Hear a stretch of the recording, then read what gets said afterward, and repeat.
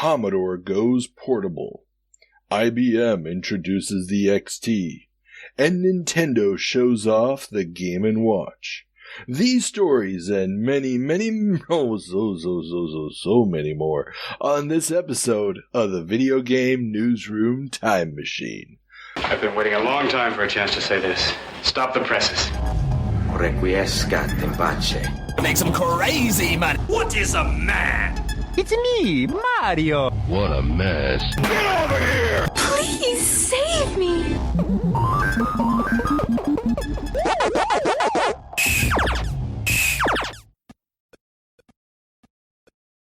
Welcome back to the Video Game Newsroom Time Machine, the show where we travel back in time to find out what was making headlines in the video game and home computer industries of yesteryear. Today we're traveling back 40 years to March of 1983. I'm your host, Carl, and I'm joined again by everybody's favorite co-host, Alex. Welcome back to the show. I mean, I may not be their favorites after they've been listening to me for 20 hours here. You shouldn't bring me on the ones with so much news to talk about. What can I say? You having you on there sort of limits the amount of explanation I have to do. So I kind of like it. I let you just, wander off and do your thing. I can fall asleep and wake up again because, it's kind of late over here. You heard it here from the host's mouth. The Video Game Newsroom Time Machine. We talk so long, we put you to sleep. Exactly. So, if you need some ASMR, that's what we're here for, Always a pleasure to be on the show, Carl. Always a pleasure to have you. So, let's get the obligatory banter out of the way. What you been up to? Well, I've been, last time I was on, we had an extended kind of a geek out about Dragon Con, I suppose. So I've been in the process of getting into contact with the gaming track because I'm hoping to maybe do some panels down there at Dragon Con when I attend this year. So that would be exciting. Other than that, just keeping on. The podcast never stops. The machine must be fed. And theoretically working on that second book I'm supposed to be writing about the history of this video game industry thing that all the kids are talking about. Yes. So, considering all of that, I mean, the big delay is what at this point? I can't remember if I've mentioned this before, but the big delay was COVID shutting everything down and not being able to go out and do the research that I wanted to do to get the depth of content that I hope to have in the second volume, which will really be focused on the crash, the rise of Nintendo, kind of all of that period. A period that's been done before, but not to the depth it could be. And so I want to present it in a new and revealing way, which means tracking down those new and revealing sources in archives and whatnot. It will be good. I mean, if it's anything like the last version, last book, then yeah. And there is something interesting, especially your perspective as a fellow law school graduate, that should lend itself well, especially to that period. I mean, and we're going to talk a little bit today. I mean, there's some legal wranglings going on, and it's only going to increase in the next couple of years. So that'll be fun. I gotta ask, since a little bit of current events, have you seen either the Pinball or Tetris movies yet? So, no, I have not seen either one yet. The good folks at Gaming Alexandria, we're going to kind of do a group watch of the Tetris movie this weekend on Sunday, so that'll be my opportunity to see that. I've, of course, read some reviews, both professional reviews and enthusiast reviews. I'm looking forward to it. It seems like they probably are going to have done a pretty decent job of distilling kind of the crazy negotiation part of the story. Less enamored with the fact that there's going to be a car chase through Moscow, but I guess that's Hollywood for you. Well, the excitement needs to be visualized somehow. So, yeah. And also, this is just an aside pet peeve, but what's with everyone's way of depicting Moscow? They see that like brutalist, like communist style architecture or whatever. And so they're like, we need a city that has all of these big monolithic gray stone buildings. And it's like, okay, yeah, there's the Soviet architecture there, but most of it is 18th century, neoclassical, yellow, green, pink, pastels. It's a colorful city. I don't know if you've ever been to Moscow. But, no, I've never been. Been. I have many years ago, well before everything now. And, so I get tired of gray Moscow. It's not like that. But that has nothing to do with whether it'll tell a good Tetris story or not. That's just me being cranky. Okay, I hear you. And as for pinball, I'm definitely going to watch the pinball movie. I've heard very positive things about it. And I think it's interesting that it's not really about that. Because when we first heard about this, all of us, in the community, it's like, okay, the man who saved pinball, well, maybe a little bit, but it was kind of the dramatic, interesting moment that happened at the end of a lot of other people laying a lot of very important groundwork. And, Roger Sharp never seemed like the self-aggrandizing type, so why is this suddenly happening? Because they need his permission for all of this. But then, once we learn that what it is it's actually a love story. It's actually really about him and his relationship with the woman who would become his second wife, and kind of finding himself as a guy in his 20s, divorced, and finding his way in life. And the pinball story just happens to be a part of it. And so I think that's an interesting take and could make for a very interesting movie. Yeah, usually underpinning these big events or events that are so short in their time span. It's one day, okay? He shows up, right, plays the game, that's it. You need something else to underpin it to create, a story. And car chases, I guess, are one way of doing it, but it's not really necessary, I don't think. Okay, good. Because I haven't seen either one of them, and I'll probably have to wait until the Apple Plus our very own. It's not going to be for a while, but our very own Department of Corrections, Ethan Johnson, saw the pinball movie at a screening in Chicago with several industry luminaries present, including Mr. Sharp himself. Oh wow! Okay, well, we'll have to ask him about that when we get to the Department of Corrections. Absolutely. Lucky dog. Then again, I got a kid. I haven't been to the movies in 3 years now, so it's just not going to happen anytime soon. I still haven't seen Weird, which is just blasphemy for me. But there's no source here to watch it. It hasn't hit any of the streaming services in Germany, as far as I can tell. It's this new landscape of, it's on some streaming service X, and you're never going to see it, and it's just annoying as hell. I hear that. But, okay, we've got a lot to do. We're done with the banter. Remember, everybody, you can sign up to all the socials, follow us on YouTube, and you can also support us on Patreon. $1 a month gets you early access to the interview episodes, as well as the video version of our first segment, the 7 Minutes in Heaven, where our intrepid co-host must play a game that was originally reviewed in a publication dated March of 1973. We had many interesting games. We had Donkey Kong Jr., Star Wars Jedi Arena, Ms. Pac-Man for the 2600. We had Xevious. We had Alien. We had AD&D. All things that would have worked great as hashtags to bring people in, and instead our intrepid co-host chose the game Megaforce. That's right. So just torpedo all my stuff right here. I love it. Okay. Are you ready, Alex, to do some Megaforcing? Let's do it. Excellent. Prepare to defend.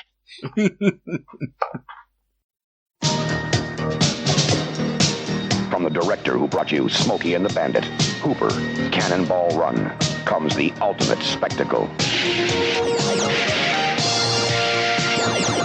Megaforce, an elite compact fighting unit armed with the most sophisticated weapons ever seen on a movie screen. The mission to preserve freedom and justice and battle the forces of evil.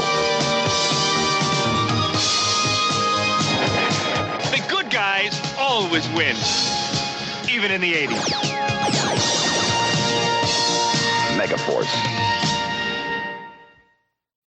Welcome back, Alex, from your 7 minutes in heaven. So, for the uninitiated, how would you describe Megaforce for the VCS based on your 7 minutes with the game?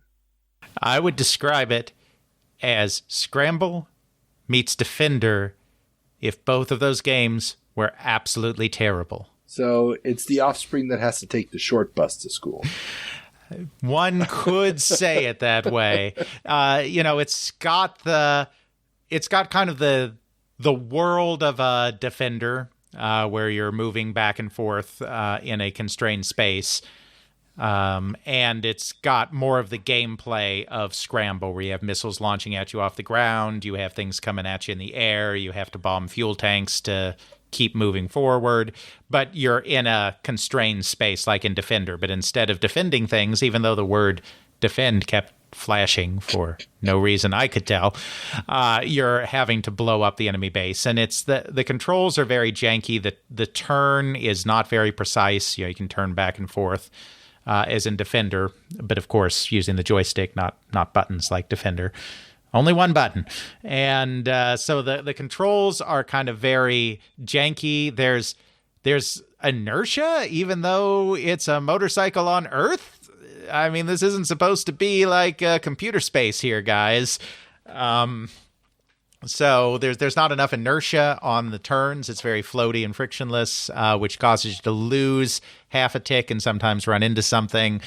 The graphics are atrocious. The color scheme is awful. The flicker is probably worse on a modern monitor than it would have been on an actual CRT, but they definitely were doing the flickering to an ungodly degree. And this is just, it's a perfect poster child for everything that we've been talking about recently in the 1980s episodes of the show, where all these companies were coming in, piling on, making their own clones of existing hot properties and doing it very badly. Gotcha. And this was based on a movie. That is my understanding, which was the whole 20th Century Fox MO. It is a Fox game, and they were exploiting their media properties, film and television. Okay, and I'm looking at it now, and quite literally, the movie poster, the font is exactly where they got the Metal Gear font from. It is the Metal Gear font. Possibly also that weird motion sensing controller thing that Broderbund brought out that used a similar font. And this looks absolutely horribly, horribly bad. And I'm talking about the movie now. The game you've already discussed sufficiently was wow. also bad. That is the Metal Gear font. That's the Metal Gear font. I'll put a link to this. And remember, listeners, links to everything we talk about are in the show notes. But that is the Metal Gear font. And a blue kind of bandana. I mean, oh my gosh, yeah. We can. So Kojima-san is a fan. Can add this with the Escape from New York and whatever other influences he had on Metal Gear. Well, I mean, if you look at the poster artwork, it's clearly from Terminator. Mm-hmm. The pose is directly taken from that. But yeah, I mean, this looks like it's Barry Bostwick. Oh my goodness. Ace Hunter. If your main character's called Ace Hunter, just shoot yourself right there. Oh my gosh. Oh, wow. And Star Trek the Motion Picture's own Persis Kambata. Lieutenant He's in it. Lieutenant Ilea in the first motion picture Star Trek. Yeah. Wow, there's some interesting stuff going on in here. But yeah, this movie does not look good, and I desperately need to watch this now because there's a part of me that is just dying to find out how bad this thing really is. Wow. Hal Needham. Oh, he also did Smokey and the Bandit. Wow. Oh, he must. Yeah, he was. No, he wasn't really on fire anymore. He did Cannonball Run. Yeah, he was on fire. Yeah. Interesting. Very interesting. This is interesting. Okay, but now we've talked more about the movie that inspired the game than the game itself. Which is probably appropriate. Yes, more than appropriate. Because for this game. This is. I mean, his run had to end because. Yeah, this is not good. Okay, so we now know that he did not make a good movie, and the game is really, really terrible. And would you recommend this game to anyone? Oh God, no. Do you wish you had actually fought with the Intellivision emulator to play D&D now? But where's the fun in that? I didn't promise. This is 7 minutes in heaven. This is 7 minutes in heaven, the most inaccurately named segment of any podcast in existence. Where would the fun be in that? Well, you got me on that one. I will agree on that. So, with that being said, let's finish off this bit and move on to our second segment, where we check in with our good friend Ethan, the warden of the Department of Corrections, to find out what I got wrong during our February 1983 jump. Hello, this is a prepaid collect call from the Department of Corrections. This call is subject to recording and monitoring. To accept charges, press 1. You may start the conversation now. Welcome back, Ethan. So, tell me, what did I get wrong? Oh, wait, no, we gotta do something else first, don't we? Carl, stop pretending that you forget every time, because I know you don't. The Department of Corrections will no longer put up with your false framing of this situation. Let us just do things point by point and get it done with. Let's get it done with. We got a lot to cover. Go for it. We have... Oh. Wait. Where am I? Where did this dungeon come from? Alex, you have been sucked into the Department of Corrections. Can you believe it? Oh, my. This is an unusual circumstance in which the co-host also joins us in the Department of Corrections. And in fact, there is a message for you in this one. It doesn't look anything like the bro. It doesn't look anything like the brochures. Yeah, we just took some shots of Hawaii and put them on there. Okay. But Alex, I just got to say, you're not supposed to mention the whip. Oh my. Rule one of Corrections Club. Something like that. But let's leave our listeners thinking about exactly what that means as we go on to the actual Department of Corrections comments. Before we begin in February 1973, Carl, show that face to everybody and let them know your shame. I am doing this on an audio podcast. Everybody, I'm showing my face. There we go. So, first of all, you were questioning how you would switch between the Odyssey and a normal TV set, I believe was the context of things. There is a switch on the box that allows you to switch between both of those modes. Now, do you mean on a Switch box, or do you mean actually on the console? It's on a Switch box. It's connects to the RF on the console. You have to. There's a big, very chunky lever that you have to click down into the different positions. Well, I mean the classic TV Switch thing that we, or some early version of it, I guess. Yeah, I mean, it might be the first from the 80s. I mentioned this when we did the Odyssey thing, but it might be the first time that somebody came up with a way to override the signal in the TV, and therefore, VCRs and stuff were possible. But I don't know that specifically. Very cool. That's 1973. Let's move on to 1983. Woo! This is off of the back of the Ted Hoff talk that, got a little bit weird when you were discussing it. But, Carl, your quote was, credited with the idea of a universal computer chip, which, no, that's not at all remotely what he is credited with, or what a microprocessor is. Because a universal chip means a lot of different things.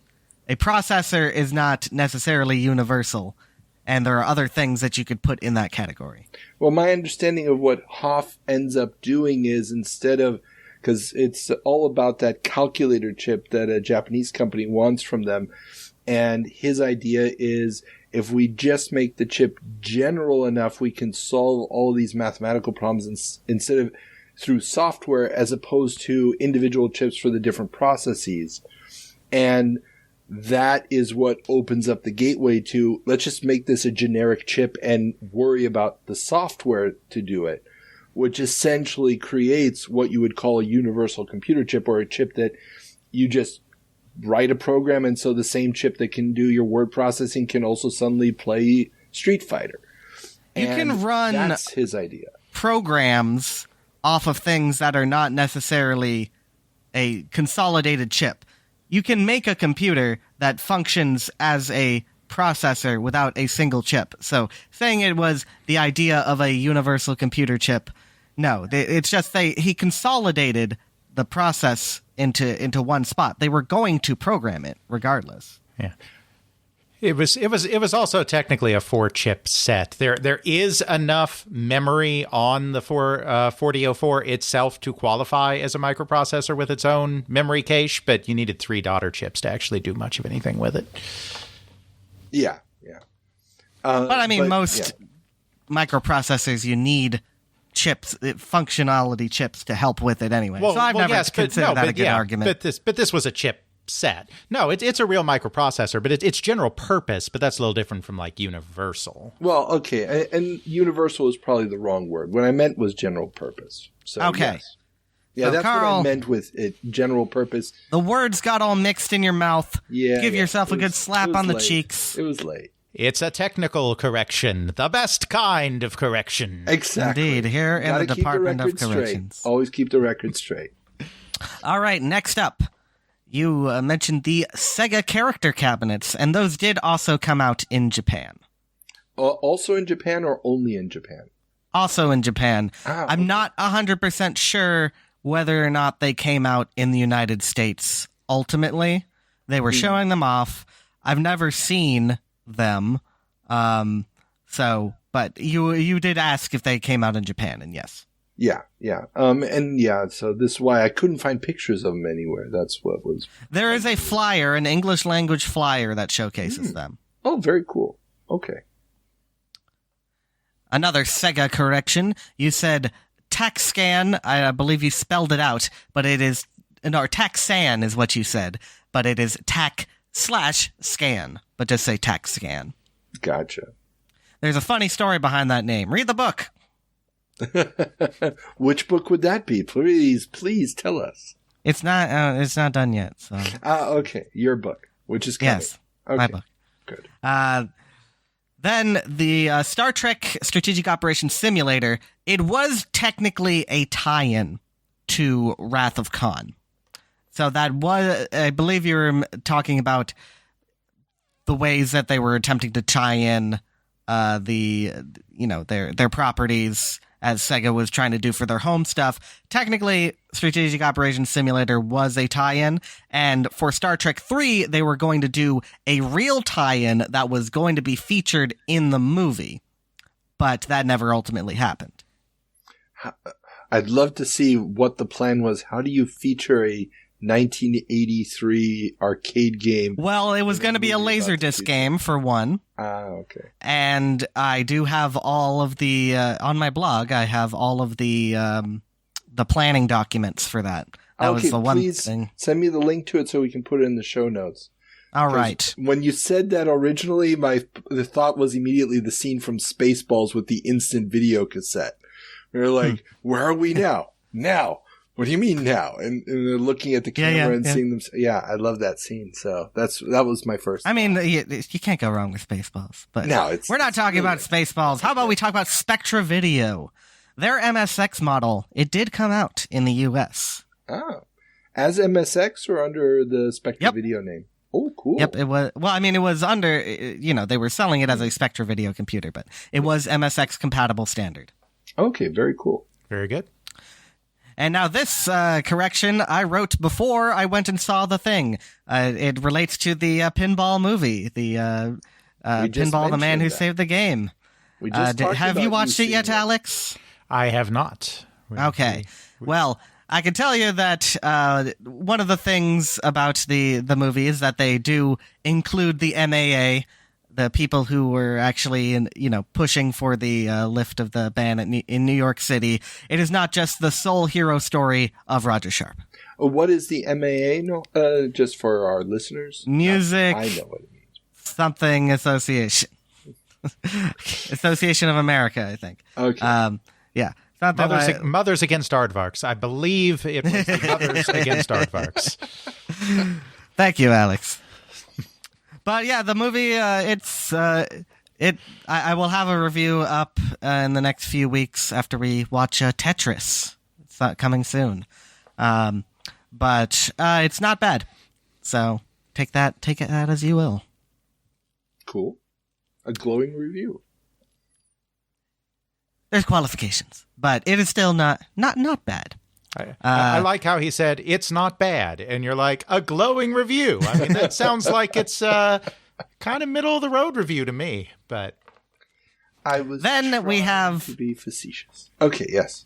Then we have you mentioned Crazy Otto once again, and you said Bally shut down Crazy Otto. They did not shut it down. Crazy Otto was morphed into something else. They were never under legal threat because of Crazy Otto. You really want to say Bally wasn't going to shut them down? But they didn't. You said that they shut it down, and they did not. Well, they stopped them from releasing it. And they didn't stop them. No, GCC went to them. Yeah. After they already got their butts handed to them because of the Missile Command mod. If you consider it them getting their butts handed to them, because they don't consider it that at all. Ethan is correct that there was not like an official, any kind of cease and desist from Bally or Midway, because GCC did go preemptively to Bally Midway to do something official. And then I think that probably Midway decided that the Crazy Otto character was just too much of a departure from the original Pac-Man character and didn't want to go that route, rather, because it wasn't an infringement thing at that point. Yeah, that's true. But, yeah. But it still showed up in Time magazine. That is true. That is true. And that picture then got repeated in several other places. So wild. And finally, Carl, in mentioning some of the pornographic games that were coming out in the arcade, you still have not watched Kate Willard's video on this. You need to. We'll put it in the show notes. That is true. I have not, and it's. I watched her one on Metroid, and I only watched that because I was a big fan of the Cobra anime as a kid.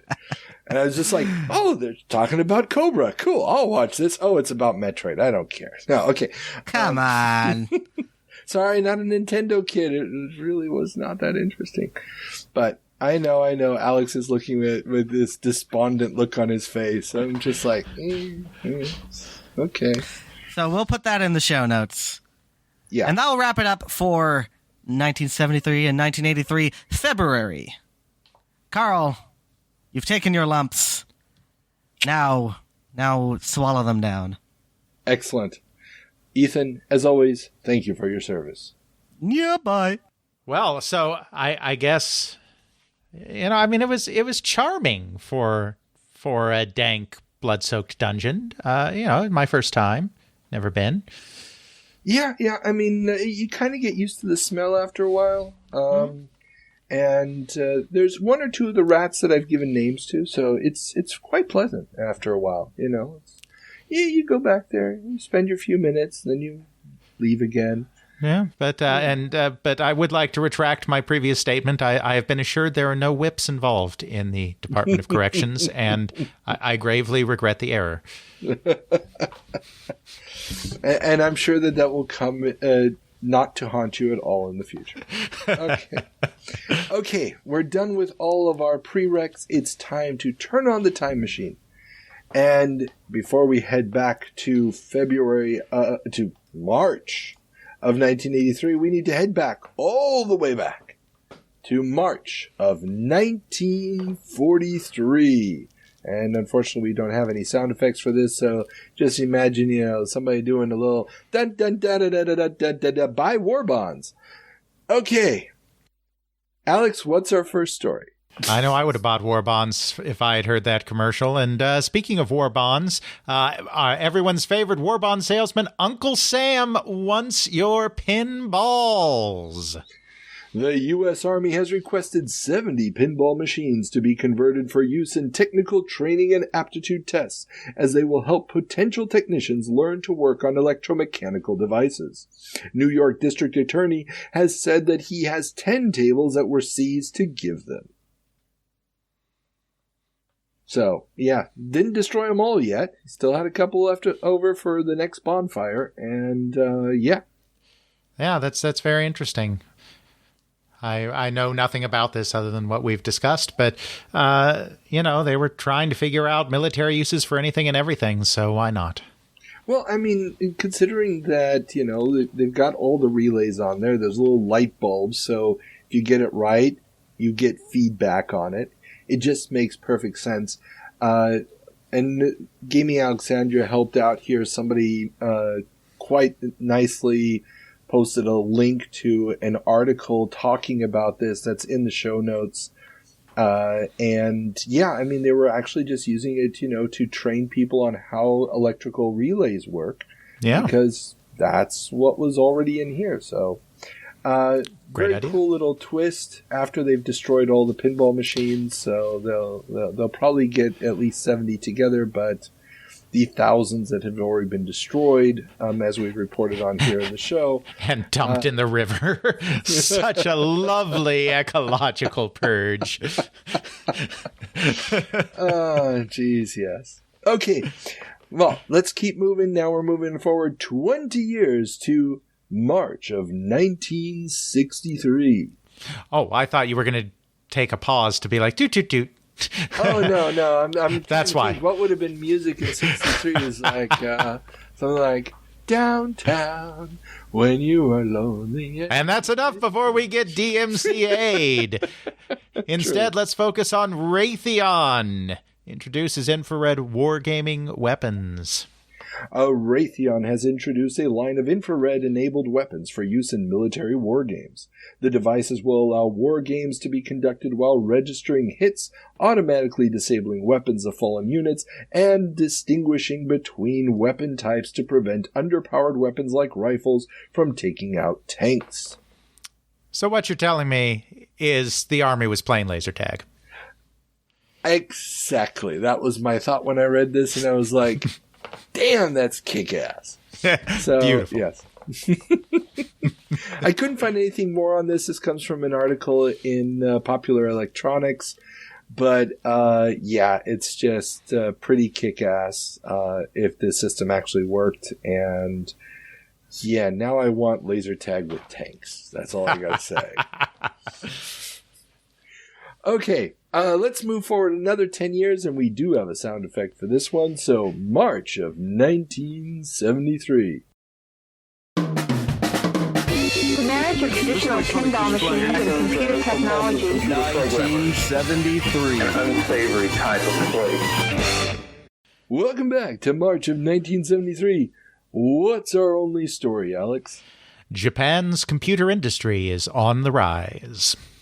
An article in the English language magazine Business Japan this month talks about how the Japanese computer industry is growing but still lags behind the West.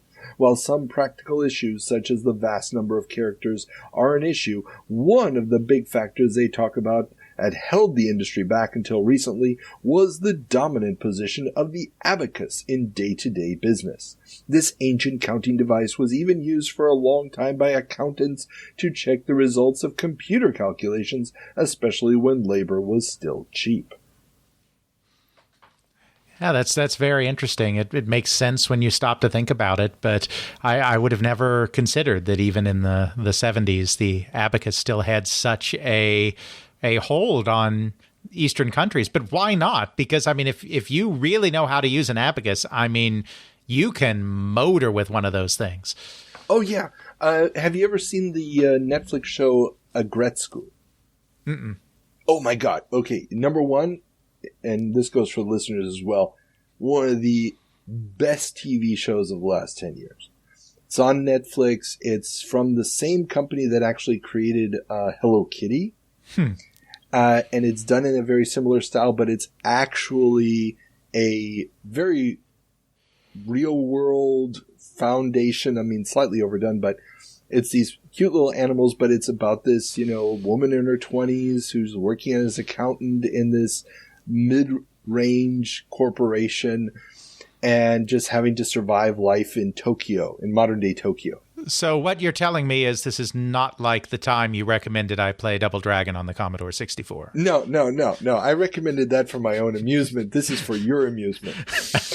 But the show is excellent, but one of the things in this is that her boss doesn't know his way around with computers, but he's a maniac with the abacus. And it's this ongoing theme that keeps popping up. Well, he's still using the abacus to do all the math. And when I read this, I was like, okay, it wasn't just an exaggeration from this TV show that this older guy is still doing everything with the abacus.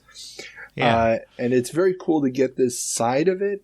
And it really does, it highlights just these cultural barriers sometimes that prevent certain evolutions from happening in the marketplace. Absolutely. So, yeah, it was a very interesting article, and that's all we got for 73.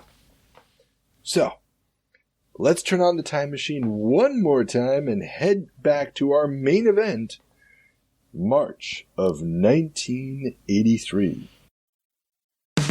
Business has dropped in half of the past 1983. types of games. Business is like sex. To this peak. Welcome back to March of 1983. Alex, what's our first headline? Used games hit the auction block.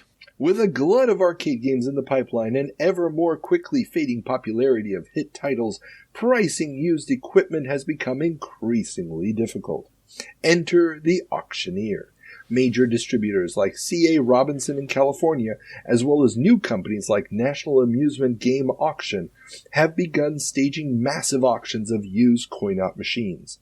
An estimated 20 to 30% of the bidders are gamers looking for pieces for their rec rooms, while the rest are operators trying to get a good deal for their routes. Ira Bettelman of C.A. Robinson also notes that the auctions help clarify the actual value of many machines in a way a book value could not in the fast-moving business.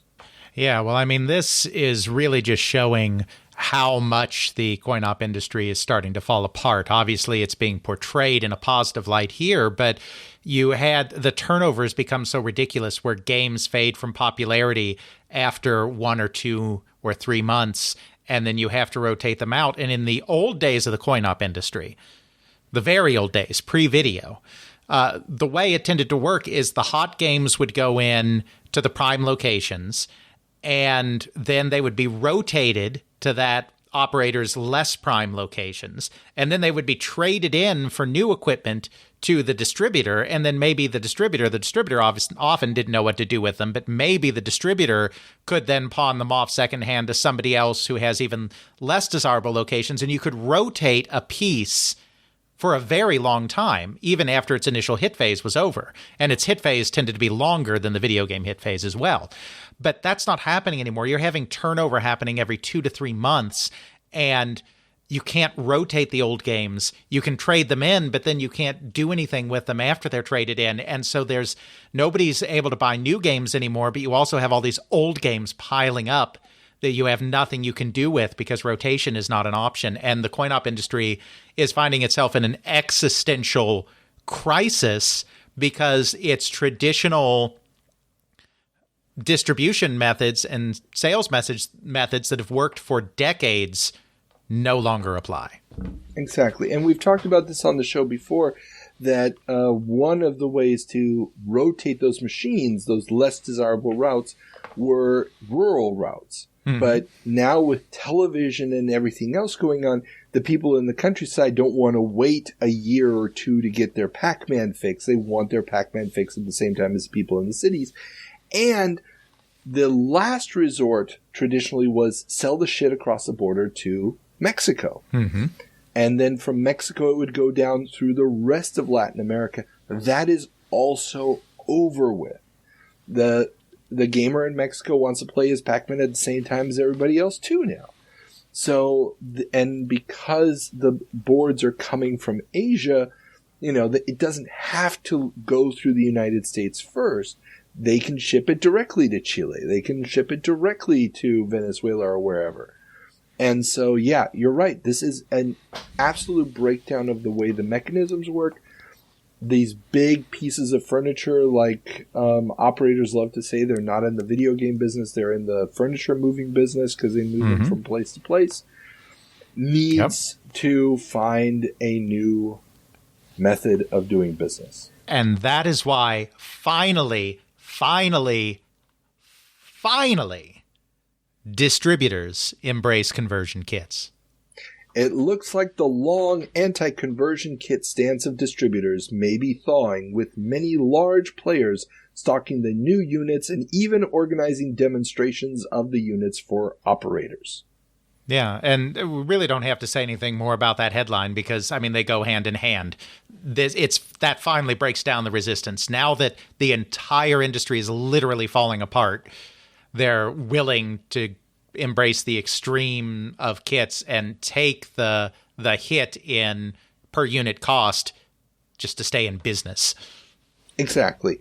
And, the idea of a kit for those just tuning in right now, the traditional arcade cabinet was a giant wooden box that you would have bespoke hardware in with a monitor and everything.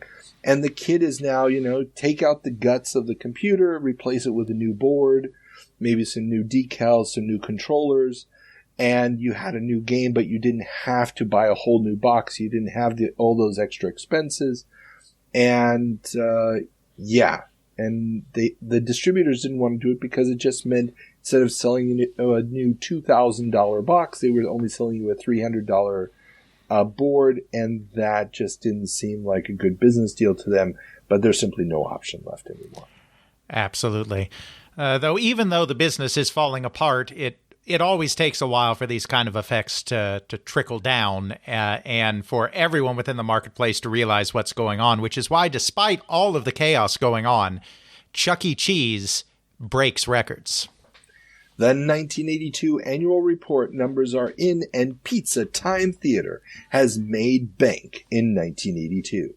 With revenues just shy of $100 million in 204 locations, the future looks bright.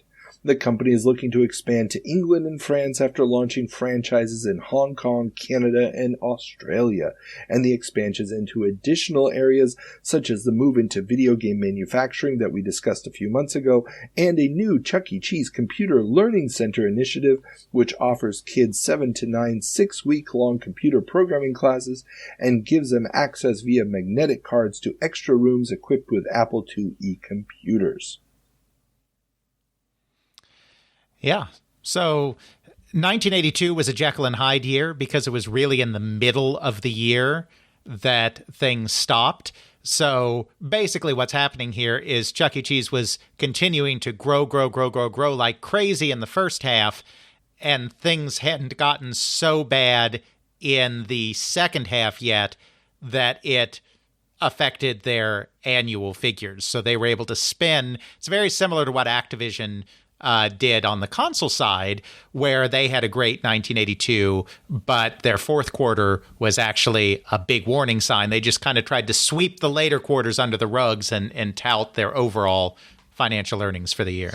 Yeah, and this really hit Chuck E. Cheese. The third quarter was so far down that the high of the stock was $30. In September, it hit $16.25. And the diversification of their product and of their businesses are really an attempt to try to figure out new ways to do this. We'll have another story about Chuck E. Cheese much later in the show, another area of diversification, which is also not going to work out all that great for them. But I didn't want to put that in the coin op section here because, well, that's a slightly different topic. But yeah, these annual numbers, I mean, even Atari's annual numbers didn't look that terrible. Right. If you look at it as an average. Absolutely. But back to our kind of vein of different ways of presenting coin-op games to the public. You aren't playing games. You're making an investment. Arcade operators are finding creative ways to work around the ever-proliferating local ordinances banning their establishments or making them unprofitable. One solution reported on in Electronic Fun with Computer Games magazine is the rebranding of arcades as, quote, video game showrooms, end quote. Each time someone puts a quarter into a game, they are making a partial payment toward the purchase of the device. For just 20,000 payments of 25 cents each, soon you too can own your very own arcade cabinet. Now, I may just be a simple country lawyer, but you can't actually have an installment plan going where, like, 500 people are putting money down on the exact same product to each individually be the ultimate owner of this thing, can you? Well, that is an excellent question. In theory, what you could be saying is that should it actually be sold, the other parties would then get their money back. That would have to be something that you would be accounting for. Now, all things considered, if somebody never actually finishes buying the piece of equipment in question, then it won't be a problem. Now, this is actually interesting because when I talked to Kevin Hayes, when he was running the Namco arcades, they would do these actions every December where they would certain machines would suddenly get a price tag put on them. Like you could buy this thing, as a Christmas present for somebody. And the prices they were charging were just astronomical. It was way more than these beat up pieces of equipment were worth. And I asked him about that. I was like, did you ever sell anything? It was like, oh no, that was just sort of a way if somebody was dumb enough to buy it, we'd make some money off of this equipment that we were probably going to get rid of anyway within the next year. Or that we had already written off from a tax standpoint. Mm-hmm. So in theory, I think you could pull this off just by saying, if we do have to pay back the money to these people, if somebody sued us for the $10 in quarters that they invested in this machine, we'd pay them back. But I don't think that these schemes lasted for very long or got large-scale proliferation. So what we're saying is this is kind of a springtime for Hitler scheme with coin-operated games. Yes. As long as you never have to pay out, it's fine. As long as everybody fails, you've made a profit. I really do need to... This is the second Mel Brooks reference this episode. You realize that. Oh, it is. That's true. All right. Well, Carl, are you sitting down? I'm sitting down. I need you to be sitting down for this one. Such a shocker. Newsflash, 2600 ET was a flop! No! It turns out that Atari may have overestimated demand for ET. The San Francisco Examiner reports that Atari was hoping that ET would outsell the 7 million units of Pac-Man for the VCS, and may be sitting on as many as $40 million worth of inventory after an estimated 3 million cartridges were sold. So, I mean, we've already done ET to death on the show in the Special Crass episode, but I just want to point out one thing which is very interesting here. We now have Atari internal sales figures, some Atari internal sales figures for this time period that are year-by-year net sales of certain of their cartridges. And according to that internal document, they sold just north of 2.9 million ETs in 1982, which means that whatever their source is a damn good one, and we can probably expect that it is about $40 million worth of unsold inventory that they're sitting on, that these estimates are actually pretty close to true. That is very cool to know that that they were that close. I mean, obviously it's somebody internally giving them this heads up. Mm-hmm. That's what it looks like to me, that this was a leak rather than like an analyst estimate. Yeah, yeah. Well, that's actually very, very cool that we know that because, wow. Yeah. Cool. I like that. That's why you keep me coming back, Carl. I do. And this is one of those things, these old newspaper articles, so many times I have to sort of leave details out that were in the article because I'm like, there's no way that they actually knew this. Right. Or, again, something like what you said, years later we find out, that wasn't true. But it's very, very cool that these numbers are confirmed now. I like that. At least the 3 million is. We don't have the other one confirmed, but it just seems pretty likely. Yeah. Well, I mean, would $10 per cartridge wholesale add up? Would that be a wholesale price of an ET card? Well, yeah, if they were expecting to sell, and I don't know that they'd actually managed to manufacture 7 million by then, but right, if they were expecting to sell around the 7 million of Pac-Man and they sold 3 million, and if their wholesale was about $10 a cart, then that would imply 4 million. 40 million, yeah. Well, 4 million ETs units, $40 million. Yeah. Yeah, $40 million. Yeah. Because that would then add up units, with that number, yeah. Well, I mean, it was selling retail for what? Like $25 or $30? Or was it selling for $20? I'd have to go back to the... It was probably higher rather than lower. It wasn't selling for 20. It was... Ethan will surely let us know, but it was certainly a 25 to 35 range, somewhere in there. So. Or by March of 1983... $3-4. Oh, well, yeah. I mean, if we're talking our current month, yeah. It's like, I'll give you a nickel if you take this cartridge with you. Leave it, or just, as we talked about before, like leaving it under your windshield like a flyer. When you're in the store, you come back out and there's an ET under your windshield wiper.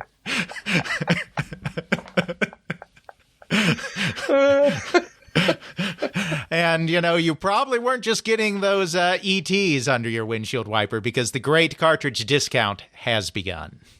With Christmas 82 fading into the rear view mirror, many retailers have gone into full-blown dump-it mode.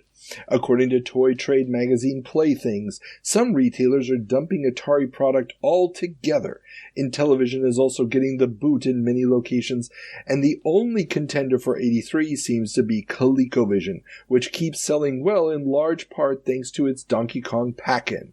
Even with deep discounts often below wholesale prices, 2600s and Intellivisions just won't move. Again, we don't need to beat this one to death. That horse is long dead. But just to say, in time frames, we talked about this last time, there's always kind of a lag between what happened and what the media, the public, are aware happened. So the disaster that had happened in December. In January, we were still kind of getting these great articles about the industry. In February, they were still mostly kind of good. Now in March, we're seeing those articles that it's like, oh, wait a minute, guys, this may actually be a problem. Well, the best part here in this Playthings, now Playthings has this feature every month, and it's for the toy retail industry. But they've got this feature every month where they have a toy salesperson in each of the major regions of the United States, giving sort of a quick overview. If you're familiar with the Federal Reserve, it's basically like the beige book. Mm-hmm. It's just this sort of anecdotal thing. And everybody else this month is basically dancing around and trying not to mention video games at all. But the Chicago guy just gives zero fucks. All of the stuff I just read is all from his report, and he's just like, this shit ain't moving. Sorry, I'm going to use some profanity here. Spoiler alert. But it's everything except for the 4-letter words. It's just like, nobody wants this. It's terrible. It is absolutely hilarious. That is so on brand for Chicago too. Yeah, no, the Chicago guys is just, everybody else is dancing around and he's just like, again, to use a Mel Brooks, is like, comb the desert. We ain't found shit. Yeah. But it's not just our man in Chicago that is very disturbed by what's going on, because Wall Street also predicts end of video game growth. A 104-page, quote, strategic analysis, end quote, of the video game market by Chris Kirby of Sanford C. Bernstein & Co., known today as Bernstein Wealth Management, predicts that 1983 will be the, quote, last year of growth in the domestic video game market, end quote. The giants of the industry, of course, disagree, but Kirby says that Mattel is in the weakest position, and their stock rose 51% in 1982, so there's a long way to fall if the television flops. Kirby also thinks that computer software, the white knight hope for industry growth, will be too late for some like Coleco, but Bally will be okay because their casino and health club operations will make up the difference. I mean, give the man a gold star. Yeah, except now, and this is weird. So I wrote this piece based off of a few citations from the article that showed up in the publication Games People, which again is a trade publication for coin-op operators. But you got me a copy of the actual report. I haven't obviously read the whole 100 pages yet, but I have been doing some serious browsing in that piece. And obviously a 100-page document is not written overnight. It was released in December. And you can literally feel, certain sections of it feel like he probably got the data maybe in October, September. Other sections were probably written in November. And you can literally tell when they were written based on the status of the companies as he's describing them. And you really get this feeling that events are developing faster than he can get this thing out. Yes.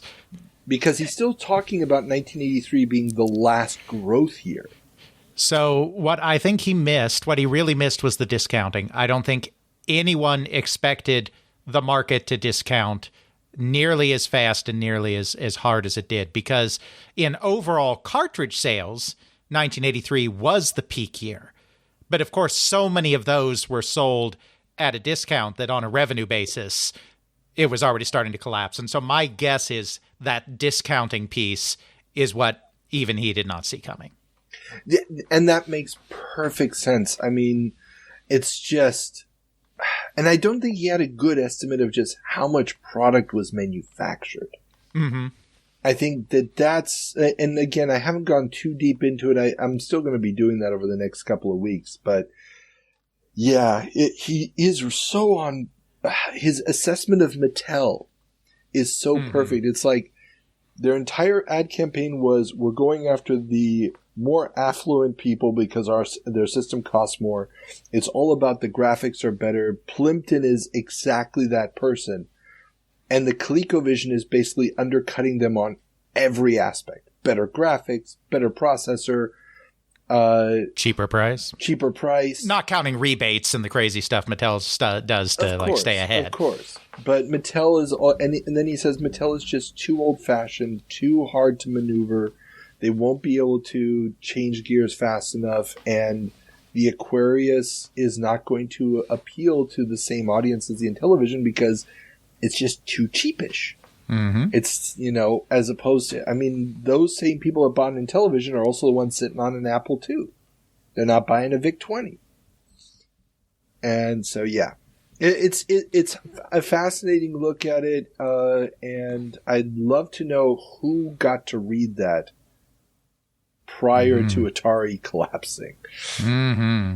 Do we have an exact date when that came out, when it was published?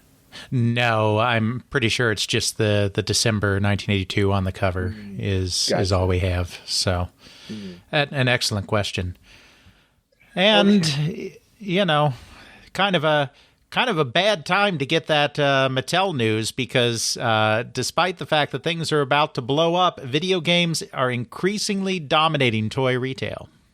The numbers for 1982 keep rolling in, and according to Toy Manufacturers of America, a trade organization, video games boosted their 19% share of the toy industry in 1981 to a whopping 31% in 1982. This staggering number, if it becomes an ongoing trend, could become a long-term shift in the market, but the other big gainer, the total doll category, which includes action figures, rose by 95% from $308 million in 1981 to $600 million in 1982, with licensing being a key driver. And G.I. Joe. Shout out to G.I. Joe in 1982 as well.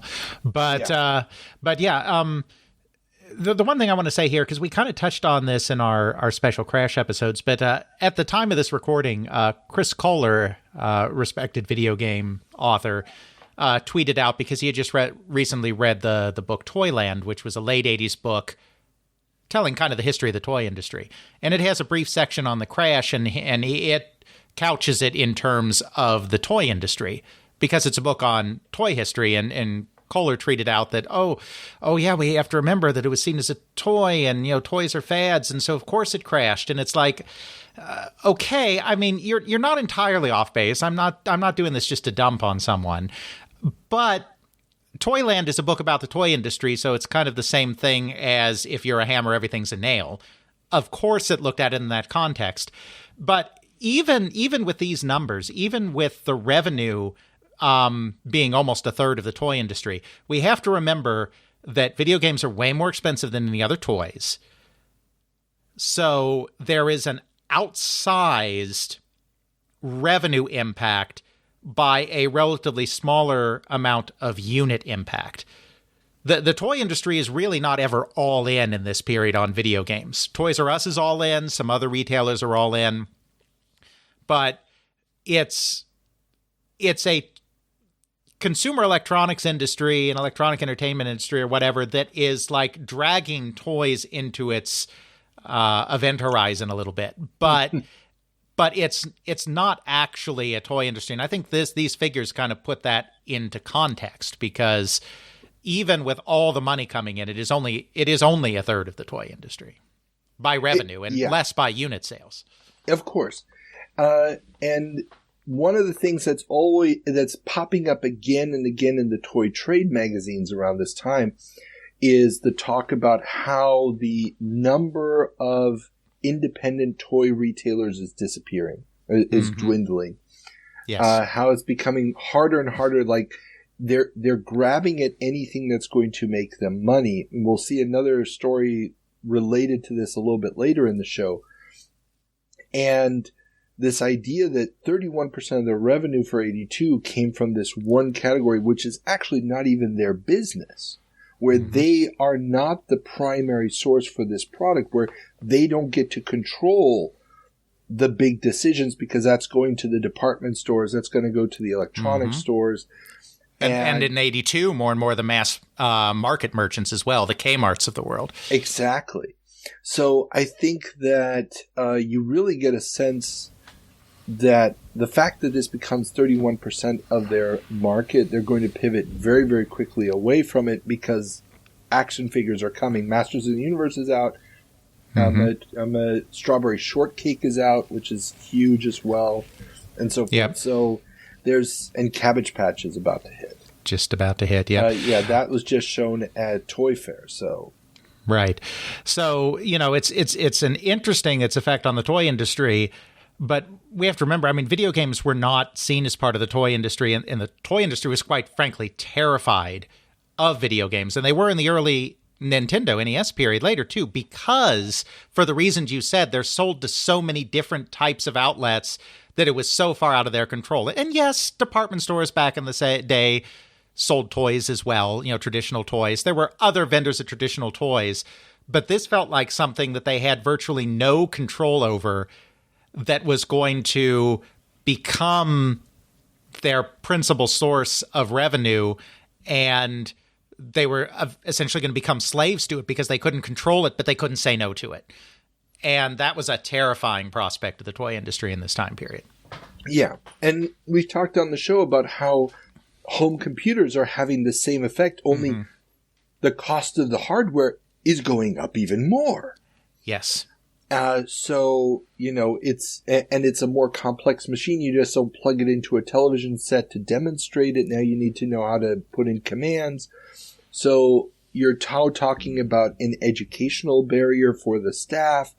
That it's got to be overwhelming for a mom and pop toy shop. I would assume, and I am not an expert on the history of the toy industry, but there's a hypothesis worth exploring that I would not be surprised if video games, home computers, all of these categories were kind of one of the final pieces in the chain toy stores completely driving the mom and pops out of business. I mean, there were other things going on too, because they had other economies of scale even in traditional toys. But you figure this is one area where mom and pop just really couldn't keep up, was this ever more expensive video game product, which was profitable, but you had to put a lot of money down to get in. Exactly. And it may have actually been, this is extreme speculation, it may have been one of the strategies of Toys R Us, why Toys R Us was such a big proponent of it. Yes. This was going to set them apart. This was going to really wipe out their mom and pop competition. Yeah, because absolutely, because Toys R Us, as we talked about before, they remained gung-ho even after the industry fell apart. They were still in 1984, trumpeting video game. And of course, they wanted to move even faster than Nintendo in relaunching. I talked to Bruce Lowry, who was in sales, and after New York was successful, Toys R Us wanted to go national immediately. And Nintendo felt they didn't have the stock, still had to lay groundwork. But no one was more gung-ho during the crash, after the crash, and from the very beginning of the Nintendo resurgence. No one was more gung-ho than Toys R Us about video games, consistently. Yeah, and they were also big. I mean, I remember the C64 when you couldn't get home computer software anywhere around 85 or so. Toys R Us still had it. It was insane. Absolutely. But in terms of where you would source that software, things are about to really change because Atari distribution goes exclusive. We talked last month about how Atari was moving away from its non-exclusive distribution agreements. This month they have announced that they are ending their 80 non-exclusive distribution agreements and shifting to just 40 exclusive distributors. In addition, they will no longer distribute through WEA, Warner's in-house distribution arm, even though they will still use their warehouses for some activities. Yeah, so we went into detail on this in our special crash analysis. So again, I don't want to spend too long here, but I just want to restate that one of my real theses, and something that will hopefully in my second book be quite highlighted, is that this is what killed Atari. I mean, E.T. doing bad, that was bad. The fact that they produced too much stuff in 82, that was bad. I mean, that was all bad. But this is what killed Atari. But they felt caught in a trap because they had made the, in hindsight, pretty poor decision initially to not make their distributors exclusive, probably because they didn't see the competition developing, because third-party developers weren't a thing. So they gave an entry to everyone else in the market because all of those third parties could piggyback off of distribution networks that Atari had already created because they were not exclusive. And so they felt that if they didn't cut off and go to exclusive, that they were just going to continue to get buried by more and more startup companies that were just going to come in and co-opt their existing distribution network and continue to flood the market. So they felt they had to stop it. But by stopping it, they had to take back so much inventory, stock balance so much inventory, and leave so many distributors with no incentive at all to continue moving Atari product through the channel, that I really believe that this was the crux of what killed Atari, was the distribution thing. And if you want more of my analysis of that, I just encourage you check out the Special Crash episode. Oh, definitely. And we did talk about it wonderfully there. Now, there was one note here, and this comes from Cashbox, another trade publication for operators. Now, according to that, Atari is technically not canceling the existing contracts with non-exclusive distributors, instead just allowing them to expire as they ended at the end of 1982. But like you said, during that waning period, there's no motivation. And we also mentioned in the Crass episodes, there was sort of a return policy activated that got abused to no end. Mm-hmm. And it says they will be buying back unsold product from those distributors, a move that will end up costing them dearly, as many of those soon-to-be non-Atari dealers will be shipping back product that went unsold at retail. Right, and at first they course corrected in the middle, but at first they were not auditing what was coming back, and so it was just ugh. But our we've got a lot to cover. Our Crash episode covers this greatly. But not so fast, Atari, because just as this is being announced, it is also being announced that court halts Atari distribution reform. Yeah, this is New York Times, 30th of March. Federal Judge Albert V. Bryan has issued a temporary restraining order stopping Atari from forcing its distributors to sign exclusivity deals with the Warner affiliate. The order stems from a suit filed by Parker Brothers that claims to have lost $15 million in cartridge orders due to Atari's actions. One of the driving factors for Atari's loss of market share in the previous year had been its lack of an exclusive distributor network, which led to its distributors also carrying rivals' cartridge software. And this just shows the other side of the chaos that Atari is causing at this time, because a lot of orders are being canceled because of overstocking, but now some orders, even with other companies, are being canceled because of the distribution mess. So I really think Atari's distribution reform, like more than anything else, is probably what made the crash unrecoverable. Like, it didn't cause the crash. It was all the stuff in 82 that caused the crash, but the distributor reform is probably the main reason why it couldn't be fixed. Yeah. And this is just absolutely insane. I mean, the only possible solution I can conceive of, and it would not have been seen as a viable solution at the time, was for Atari to spin off its entire distribution apparatus and those contracts as a separate corporation that would have then created a quasi-universal catalog of available software and just become a distributor for everybody. That's very interesting. What Diamond Comics became for the comic book industry. Had they spun that off and said, okay, this is going to become a whole new business, we're going to get some profit from the competition because we have this great distribution network, that would have been the only option to make this viable. Instead, what they did was they tore it down and tried to create exclusivity, which just basically splintered an already weak market, like you said, causing an unrecoverable crash. Horse, barn door, open. It was too late to try to clamp down on the problems in the market through exclusivity. Yeah. They're still holding on to the idea that somehow they're going to become the dominant force again. I mean, they were in a way. And according to the people that I interviewed that were there, that was Ray Kazar's position. He felt Atari was too big to fail, and so by keeping on and just enhancing what they already did rather than taking a different path, that's how they were going to get through it. And of course, that was his great failure. He had many successes in earlier years with the company, but that was his great failure. And of course, one. Oh yeah, exactly. And of course, as all of this chaos is becoming very apparent throughout all segments of the market, it should come as no surprise that delays plague game release schedules as well. Since the Consumer Electronics Show in January, many publishers have begun to delay their announced game release schedules. With the oversaturation of game inventory due to over-ordering for Christmas, it seems that many publishers are reworking existing titles to make sure that they stand out once launched, or spreading out their releases more to take advantage of supply and demand, a strategy Coleco seems to be employing according to the Video Game Update newsletter.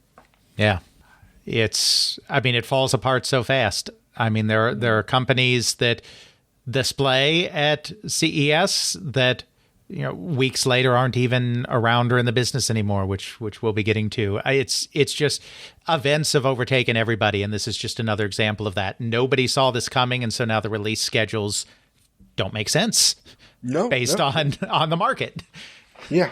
Well, and also I can imagine a company like Coleco that is so heavily dependent on licenses, especially arcade properties. With the decline in the arcade, you're like, okay, we've got this number of hit games already licensed. There's maybe no other big hit coming. Let's spread this out over more months.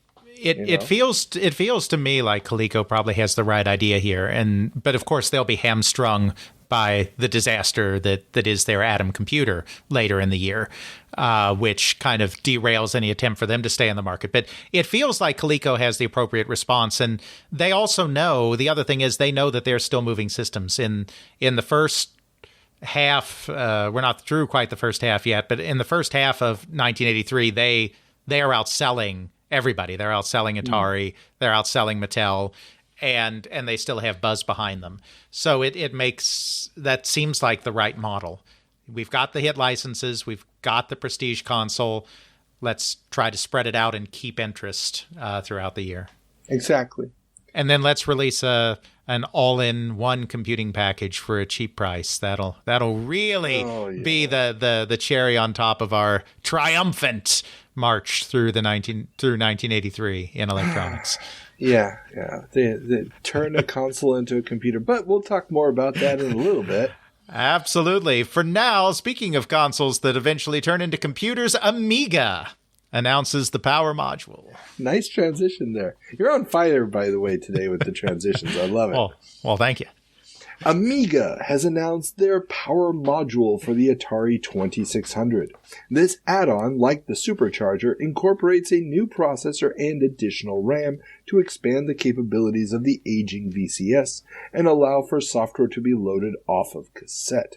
The system also has a planned modem feature to allow for multiplayer games across phone lines and will include 3D glasses for 3D games. Yeah. I mean, there's an interesting what if. What if the crash hadn't happened? Because there were two different things that were starting to pick up steam in this time period with the aging VCS, because it had such a huge market share and nobody really understood how a console transition worked yet, because there hadn't really been one. That people were just trying to consider ways to keep milking that install base. And there were companies doing this with an expansion that adds more memory, the real Achilles heel of the VCS. And then there was the other approach, like what David Crane did with Pitfall 2, which was adding custom chips into a VCS cartridge to unlock more capabilities, similar to what Nintendo did with Star Fox and the FX chip. And all of these, of course, were futile measures to take in a period where the entire market is falling apart around them. But you wonder if this would have milked a couple of more years out of it, or it would have just shown Sega, 10 years earlier that the 32X was a really, really bad idea. I don't know. But it's kind of a road not taken that it would have been fun to see where it went, even if it ended up going nowhere. And I agree with you, because the idea of having this base unit that you expand on, the only problem is that all of these expansions, and we're going to talk more about them here in a moment, are not going to be compatible with one another. Yes. Which means that you're further splitting the market. You keep making it harder and harder for the consumer that still isn't all that sophisticated to figure out, okay, what combination of hardware is going to make this work? Which is exactly the problem that Sega runs into with their Tower of Power. Exactly. And it just destroys the problem with add-ons, with the 32X with these. And you already basically said this, but the real problem is that the software you're not going to get a lot of software for any specific add-on, because you'll get your first-party support from the company that makes the add-on, but everybody else, it's not worth their time to make software for something unless they can guarantee a certain portion of the install base is going to have it. And this doesn't even go to like whole elaborate expansions like this. I think of the N64 and its RAM expansion, which almost no games took advantage of, even though that was a much smaller kind of upgrade, because nobody wants to lose, because even if half of all owners upgraded to that, and that's just a number I'm pulling out of thin air, it's not a real number, but even if half upgraded to that RAM expansion, no third-party company wants to lose 50% of the market before their game even hits the stores. Yeah. Or you have to have the option of playing it without the RAM expansion, which then means that you have two different experiences. It's doubling your workload. It's the same problem that the Amiga computer runs into years later, where if it doesn't run on an Amiga 500, at most with a 1 meg expansion, screw it. If you need a hard drive, don't even bother releasing the game, because nobody's got that. Obviously, the one that breaks the mold on this is Wing Commander. It's like, we're going to make this game that less than 1% of the population, you're going to have to buy new hardware to play it. But it's so good that you will do that. Exactly. But none of these expansions are going to play a game that's so good that you're going to do that. No, there's no killer app. Absolutely. Yeah. And just to clarify here before we go any further, the power module is obviously not going to come out from Amiga. Amiga at this point is still the company that's building the Dream Machine and trying to finance itself with games and the like. It gets canceled. They replace it with some multi-game cartridges, which are supposed to still give you these extra experiences, and those also don't get released. And they've also just announced that they have a nationwide sales force to market their products through a series of local reps. So back to this issue of, get representation. And at this point, I think it's the balance board and maybe the games that go along with it are the only thing that they've got out. So, absolutely. But the add-on market still marches on anyway, and Starpath actually cuts the supercharger price. Starpath has announced that the price of their VCS add-on, the Supercharger, that expands the memory of Atari's console and loads software from cassette, will be dropping from $70 to just $44.95, the same price as Amiga's planned add-on. Starpath has also announced that they are beginning to develop games for home computers that would be available in the second quarter, and the initial titles would be ports of their existing games to the Atari 8-bit line. Yeah, good luck selling a $50 add-on for a console that's about to cost even less than that. Like, when your add-ons start costing more than your base hardware, again, just because the market is collapsing in a ridiculous way, then, nobody's going to see the market value in that. I can buy a VCS for about the same amount of money. I can buy games for a quarter. Yeah. a tenth of this money. Spoiler alert. We may see Starpath having to take some extraordinary steps to vaguely continue as a thing. Yeah, and in the near future, those games going to computers may pop up again someplace else. Absolutely. But everyone's still trying, including CBS, which is also upping the RAM. While Amiga and Starpath are expanding the VCS through add-ons, CBS is adding extra RAM to the carts. 2 titles, Wings and Tunnel Runner, have been announced that will use their proprietary RAM plus chip combo. I mean, you understand why people are doing this. I mean, it doesn't work, but you do understand, because the VCS, their Achilles heel is the RAM. I mean, there are other problems too. It's primitive in a lot of ways, but 178 bytes is not a whole heck of a lot. I misspoke. 128 bytes of RAM. And I mean, this is a real problem because, yes, there's a glut of copycats because everyone wants to make the exact same games as the arcade hits. Everyone's copying each other. But there was a lot of copycatting on the NES, too. There was a lot of copycatting on the Super NES, on the Genesis. The thing is, even if a lot of your gameplay was very rote, you had the ability to provide a multimedia presentation, graphics, sound, etc., that at least allowed you to be a slightly different flavor of this exact same type of gameplay and maybe pull in more audience. But with the limited RAM and limited sound and limited everything on a VCS, there really wasn't much of a way to distinguish your Defender clone, your Berserk clone, your Pac-Man clone from everybody else. And so it's the logical move to make, to try to increase the RAM to get that diversity in games. But of course, it's way too little too late in this market. Yeah.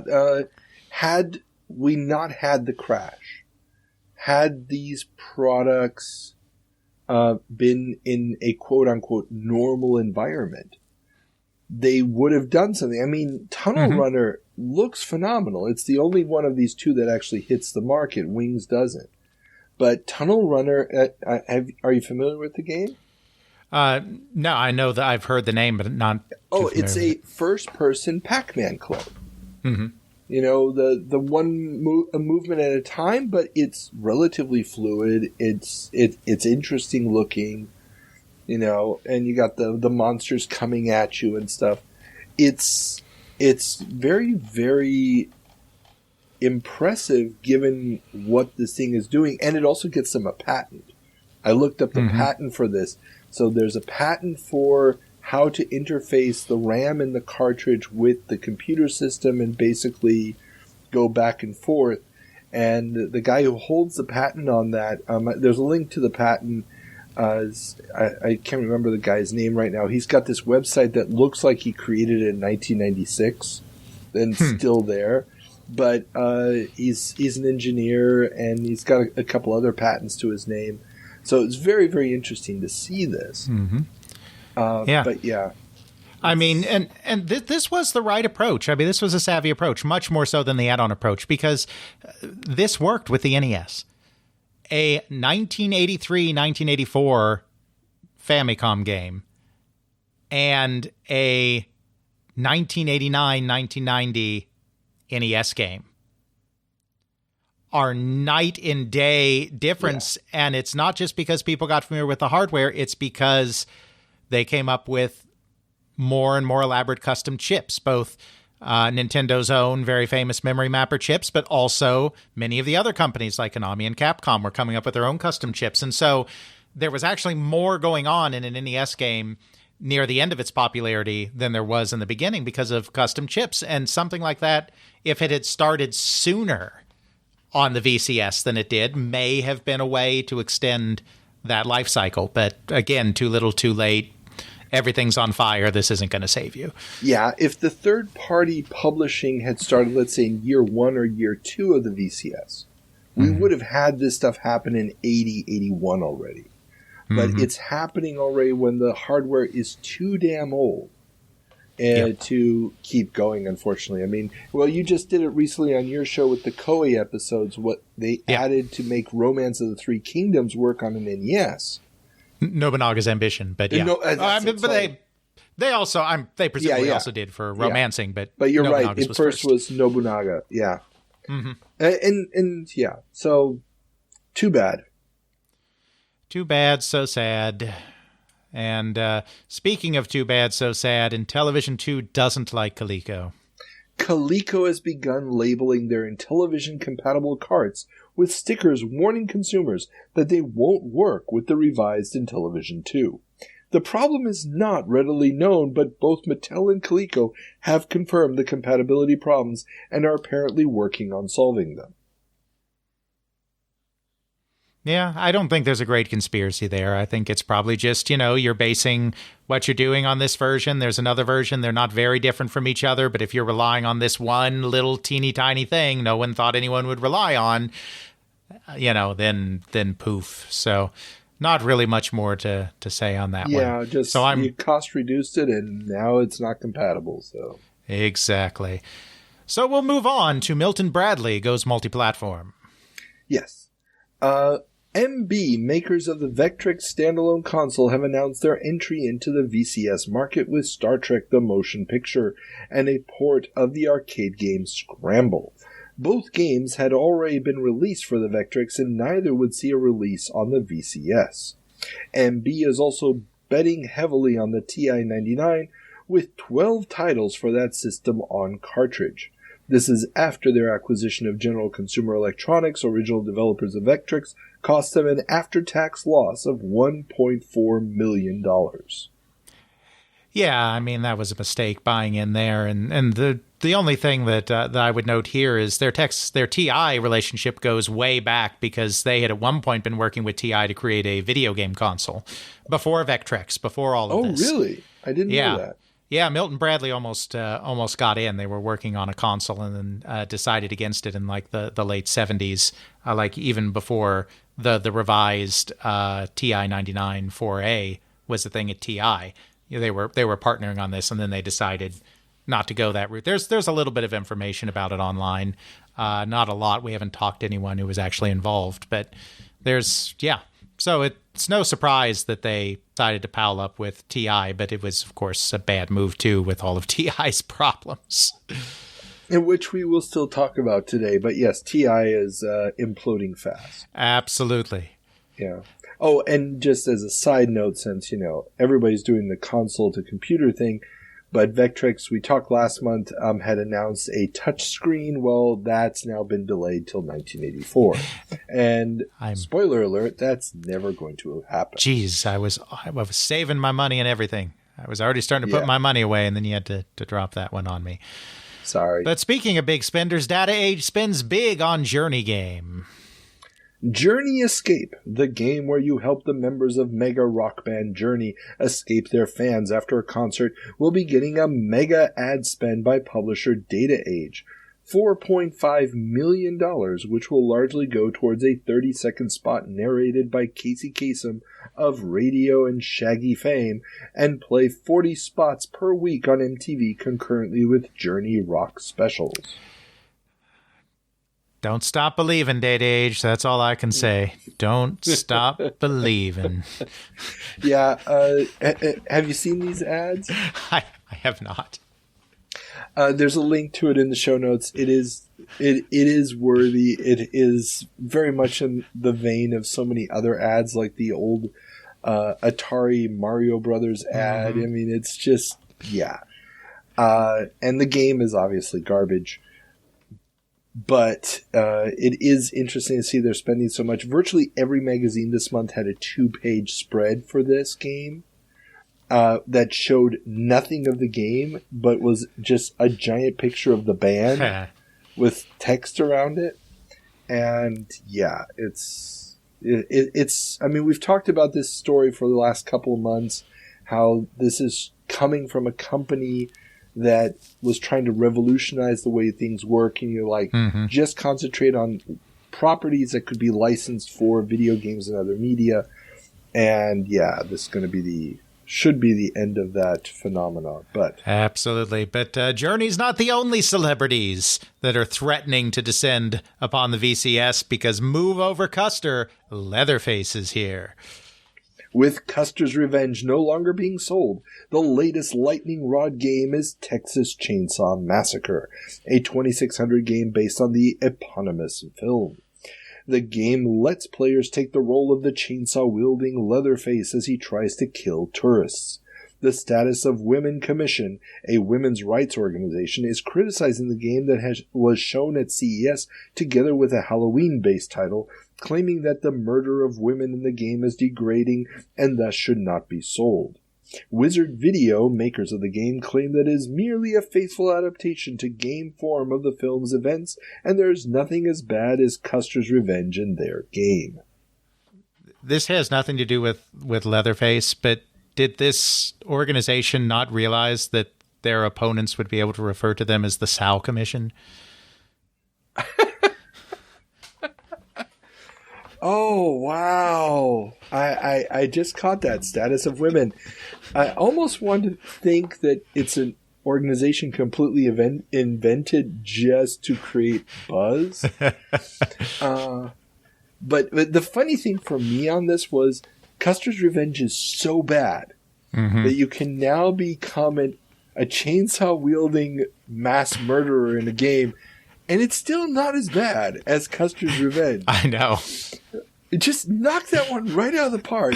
That's beautiful. I mean, that becomes like, we're not as bad as Custer's Revenge. Yeah, exactly. It's that slippery slope they always told us about in law school.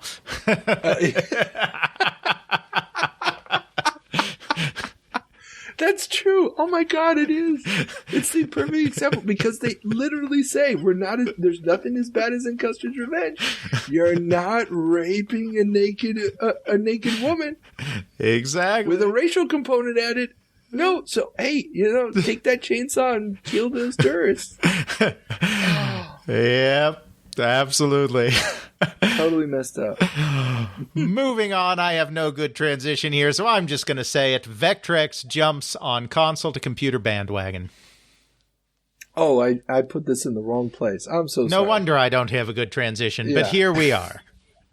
After announcing a light pen and touchscreen peripheral, Milton Bradley's all-in-one game console will be getting a keyboard add-on.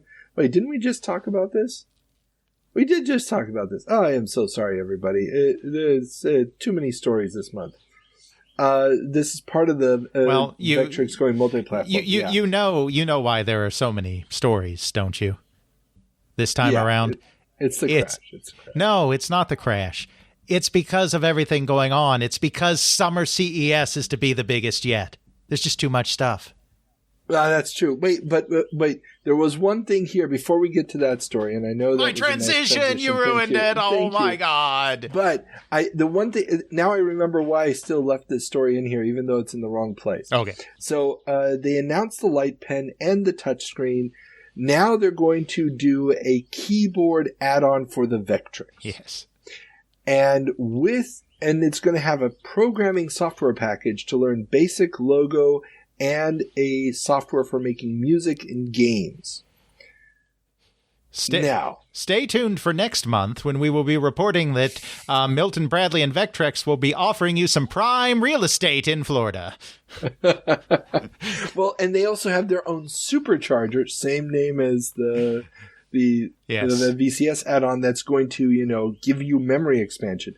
Now, I really would love to know how the frag they planned on doing a programming language on the Vectrex, because the Vectrex starts to flicker really, really bad if you put too many dots on the screen that you have to connect. When you have to start doing a ton of text on the screen, I have no idea what they were planning on doing. I mean, just a couple lines of basic They code were would planning max on you out. giving millions of American children seizures. That was their master plan. These were the plans of a super villain that we're looking at right here. Yeah. So, okay, spoiler alert, none of this happened. Absolutely.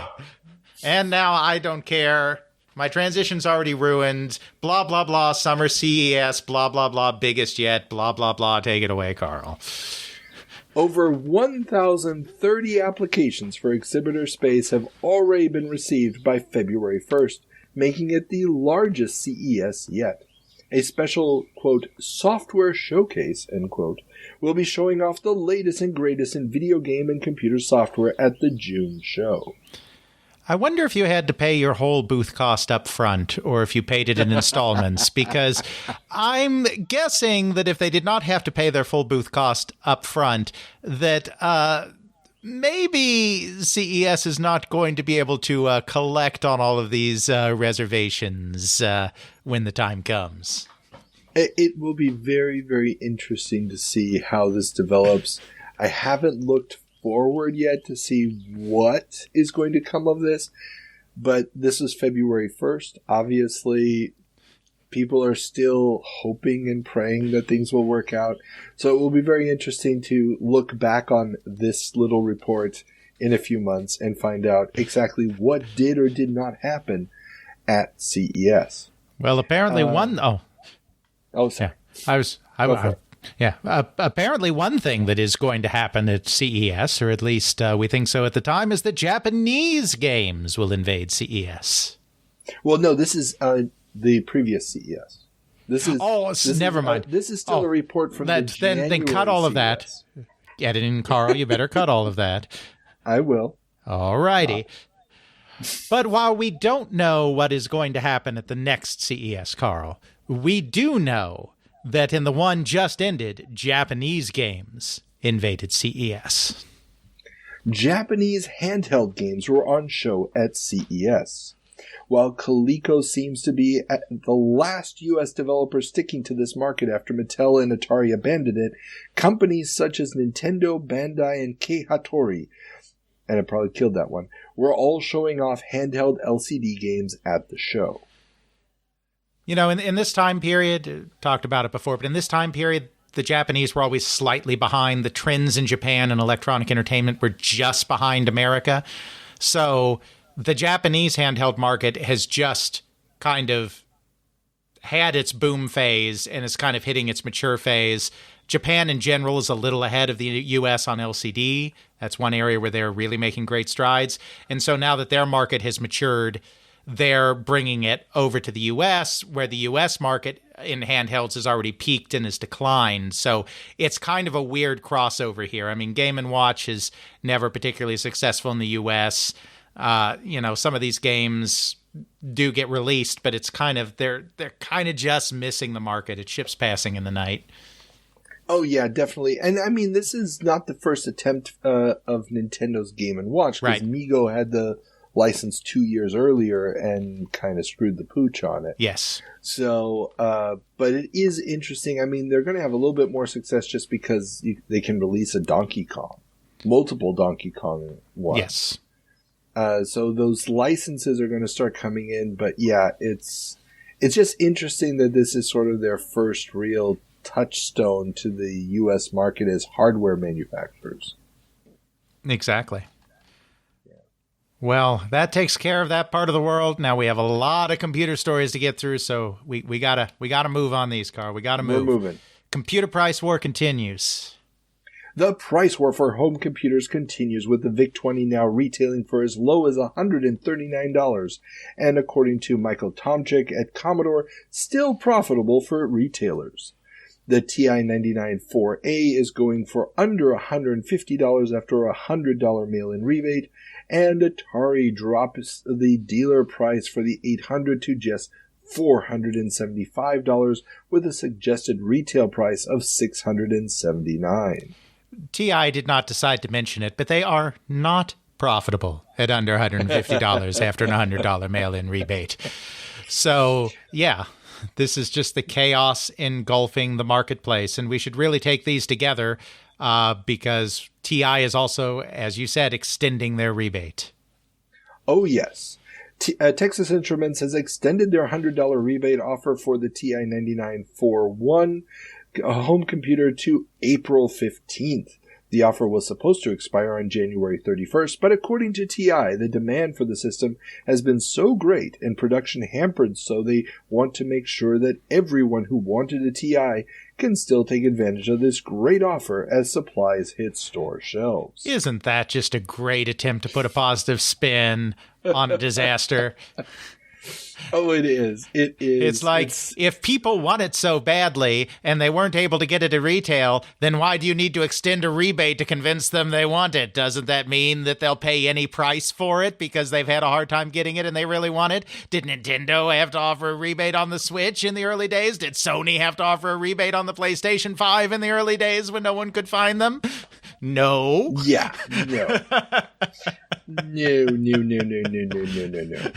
Oh, and they also know what's on the horizon, because the rumor mill is already going crazy that the $595 Commodore 64 is about to get a price drop to under $400, because it's going to start transitioning from the specialty stores to the mass retailers where the VIC-20 is already king. And the UK, there's a UK publication, Personal Computer News, that just starts this month. And they're reporting that some New York retailers are already selling the C64 for $439. Yep. So, that $679 Atari 800 that's already like 4 years old, yeah. That's Jack's revenge. TI almost destroyed his company in the calculator wars, and now Jack's back. And Jack is not taking any prisoners. That's right. And what is TI's I believe it's... Yeah. Oh, no. Sorry, it's the summer CES. This coming summer CES is when he's going to put the final nail in their coffin. Yep. But we'll talk about that. We will talk about that then, but it's coming. Sneak preview here. But what's TI's response? We'll do a rebate, and maybe we'll reach a new plateau. Do you like that wordplay? Yeah. I played along with the mispronunciation there. Yeah, thank you. Control Data Corporation has licensed a swath of its software to Texas Instruments for conversion to the TI-99. In addition to the 108 courseware packages, TI announced 15 educational games coming from third-party developers. TI seems to see a big market for educational software and suggested retail prices of $49.95, if successful, could make those $100 rebate checks less painful. I mean, you can see what they're doing there. Their costs on that had to be next to nothing because they're bringing over stuff that was already on Play-Doh, which CDC had bought the commercial rights to, the U of I system. There was probably some porting conversion that had to be done, but it had to be very, very minimal, the amount of effort that was going into this, and to charge those prices. It's very clear that they're trying to convince parents, you need this for education. This is all the education stuff you'll need. And they're trying to use exorbitant software costs to counter the hardware costs where they are hemorrhaging. Exactly. And I watched some video of these ports, and they're clearly using vector graphics, so even that was a port from the Plato system. Right. But it means that those vector graphics are being drawn very slowly. Right. And it's basically... And of course, everything on Plato is created in Tutor, a high-level language that's similar in some ways to BASIC, not syntactically, but just in the sense that it's serving the same purpose of being an easy-to-use, get people into coding things. So it's not like they had to convert from Plato assembly to TI assembly. It's high-level language. So that this was just it was a cash grab. Oh, definitely. Go ahead. And Control Data Corporation, we've talked about this a few months ago. Well, last year we talked about this. They are hemorrhaging cash. They don't know what to do with the Plato system. They've been trying to sell it as a dial-in system and everything else, and there's simply no market for it at those costs. And every magazine this month also has a big 2-page spread about all the different services you can access with a VIC modem. Yeah. For, a fraction of the price. Yep. So, yeah. This is two companies in trouble trying to gouge their customers to get out of trouble is basically what's happening. Because not only is TI dealing with this rebate nonsense, but don't forget, because we talked about this last time, that they also had their explosion problems. And now TI has announced the cost of defective TI-99/4A transformer. Last month, we mentioned that Texas Instruments had warned investors about a faulty power transformer shipped with the TI-99/4A. They didn't think it would have a significant effect on their earnings, but now they estimate the pre-tax charge at $50 million and cannot predict the effect it will have on the fiscal year earnings, given that they seem to be losing momentum in the market. Yep. I mean, there's really not much more to say that we haven't already said. I mean, they're just in trouble because not only do they have these cost problems, but even with their rebates, they can't get ahead of the competition because the VIC-20 beats competition in install base.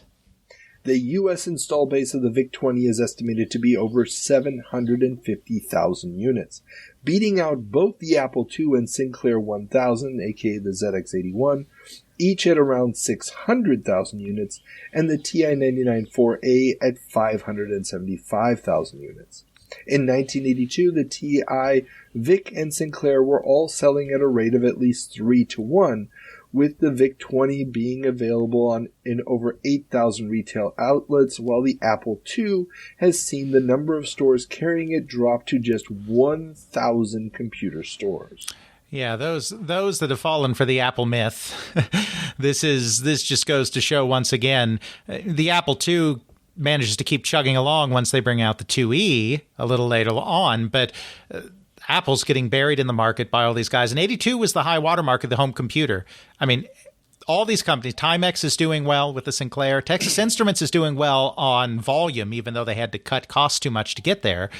And then basically Commodore leverages its advantageous position here to just drive all of these people out in 1983. I mean, Apple still sticks around, obviously, but everyone else, they just plow right out of the market. And this is kind of just a sneak preview of that. But it is interesting to look at those Timex Sinclair numbers.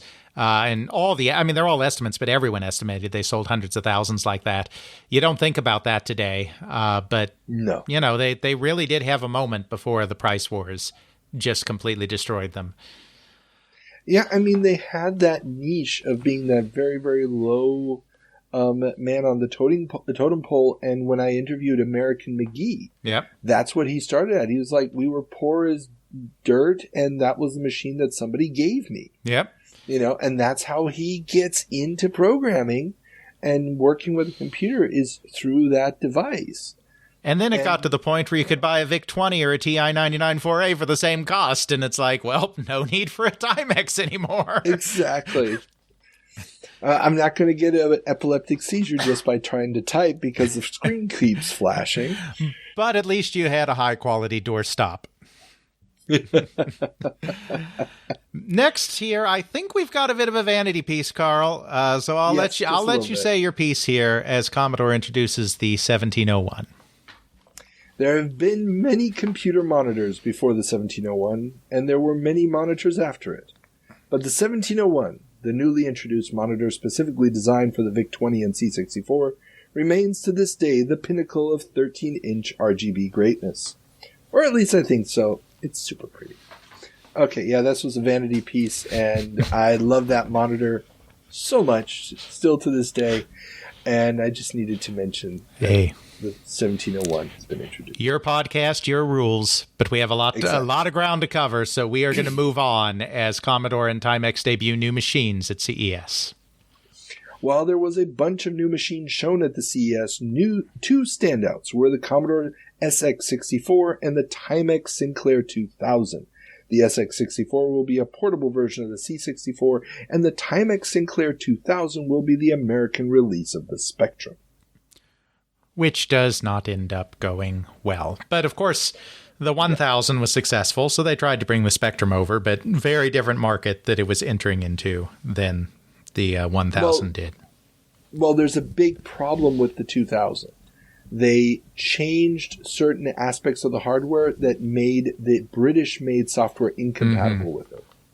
Had they just left the compatibility alone, you could have maybe seen it have a market place, but they screwed up the compatibility. Now, the SX64 is interesting here because they announced it at CES in 3 variants. There's supposed to be a variant with a black and white screen in one disk drive, a variant with a color screen in one disk drive, and a variant with a color screen in 2 disk drives. Ultimately, it only ships with the color screen in one disk drive variant. But that's a good example of how the January CES differs from the final product. It's like, hey, everybody, we got 3 versions. Which one do you like? But yeah, so the luggables, they're here. They're big. Yep. Absolutely. You get 10 seconds for this one because we have too many. So use your time wisely. Hard drives go 3.5 inch. UK hardware maker Rodine has announced that they are the first to create a 3.5 inch Winchester hard drive. The drive's form factor and low energy use could be ideal for the quickly emerging realm of portable computers. Interesting because we talked about the Dell coming out and the Osborne's out, and everybody wants to figure out how can we get a hard drive in these things because floppies suck. Makes sense, but this is not the time of the portable. This is the time of the IBM PC add-ons and clones, which are becoming a cottage industry.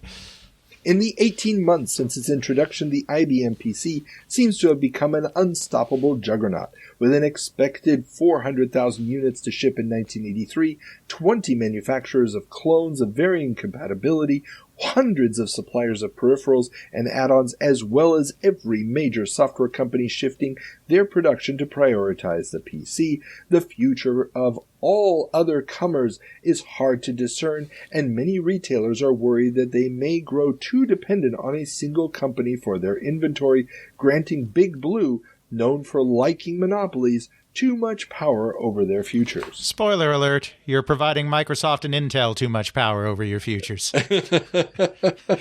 Exactly. But it is interesting. This comes from a New York Times article. This is really the concern at this point. Oh, yes. They interview one retailer who's like, I really want to keep a couple other machines in stock, but, it's the IBM, man. Yep. Of course, this isn't quite relevant to games just yet because they are not big gaming platforms at this point, but put a pin in it because we'll definitely be circling back around to the IBM PC and its compatibles many times as they grow to take over everything. Well, don't forget, one of the games on the list today that you could have played was the first version of Microsoft Flight Simulator for DOS. Yes, absolutely. That was on the list. Meanwhile, just ignoring that, IBM dropped 16K systems in US. Following on the announcement we talked about last month about IBM only launching 64K and above PCs in Europe, IBM has announced that they will be discontinuing the 16K base version in the US as a way to help fight unlicensed dealers who are reselling upgraded versions of their machines with non-IBM parts. This comes as the machines are now available in thousands of outlets across the country. Yep, we talked about that part of the story, the third parties upgrading and reselling last episode. It's only logical that IBM would have to get out of that market. But as they destroy the low end, they are also ready to move boldly into the high end because IBM also announces the XT. IBM has announced the next generation of its personal computer, the XT. With a whopping 128K of RAM as a minimum, expandable up to 640K of RAM, which will never, ever be more than enough. Exactly. A 10 megabyte, 5.25 inch hard drive, and DOS Release 2. And, obviously the RAM is a lot, but that hard drive is also a big deal because this is before the time when hard drives were really standard on computers. And 10 megabytes doesn't sound like a lot, and it's not a lot. But the fact that hard drives are starting to be included standard, even if it is in their highest, top-of-the-line, most expensive model, they're not expecting you to buy this for your study at home. But just the fact that hard drives are starting to come in at the high end in personal computers is a harbinger of what's going to come in the future. Oh, definitely. I mean, it completely changes how you're going to interact with the machine, what you're expecting loading times, and it's going to make certain things like a graphic user interface far more useful because moving data around that's on the hard drive from one program to the other is easier than having to switch floppies. Absolutely. And speaking of harbingers of the future, Intel gets into GPUs.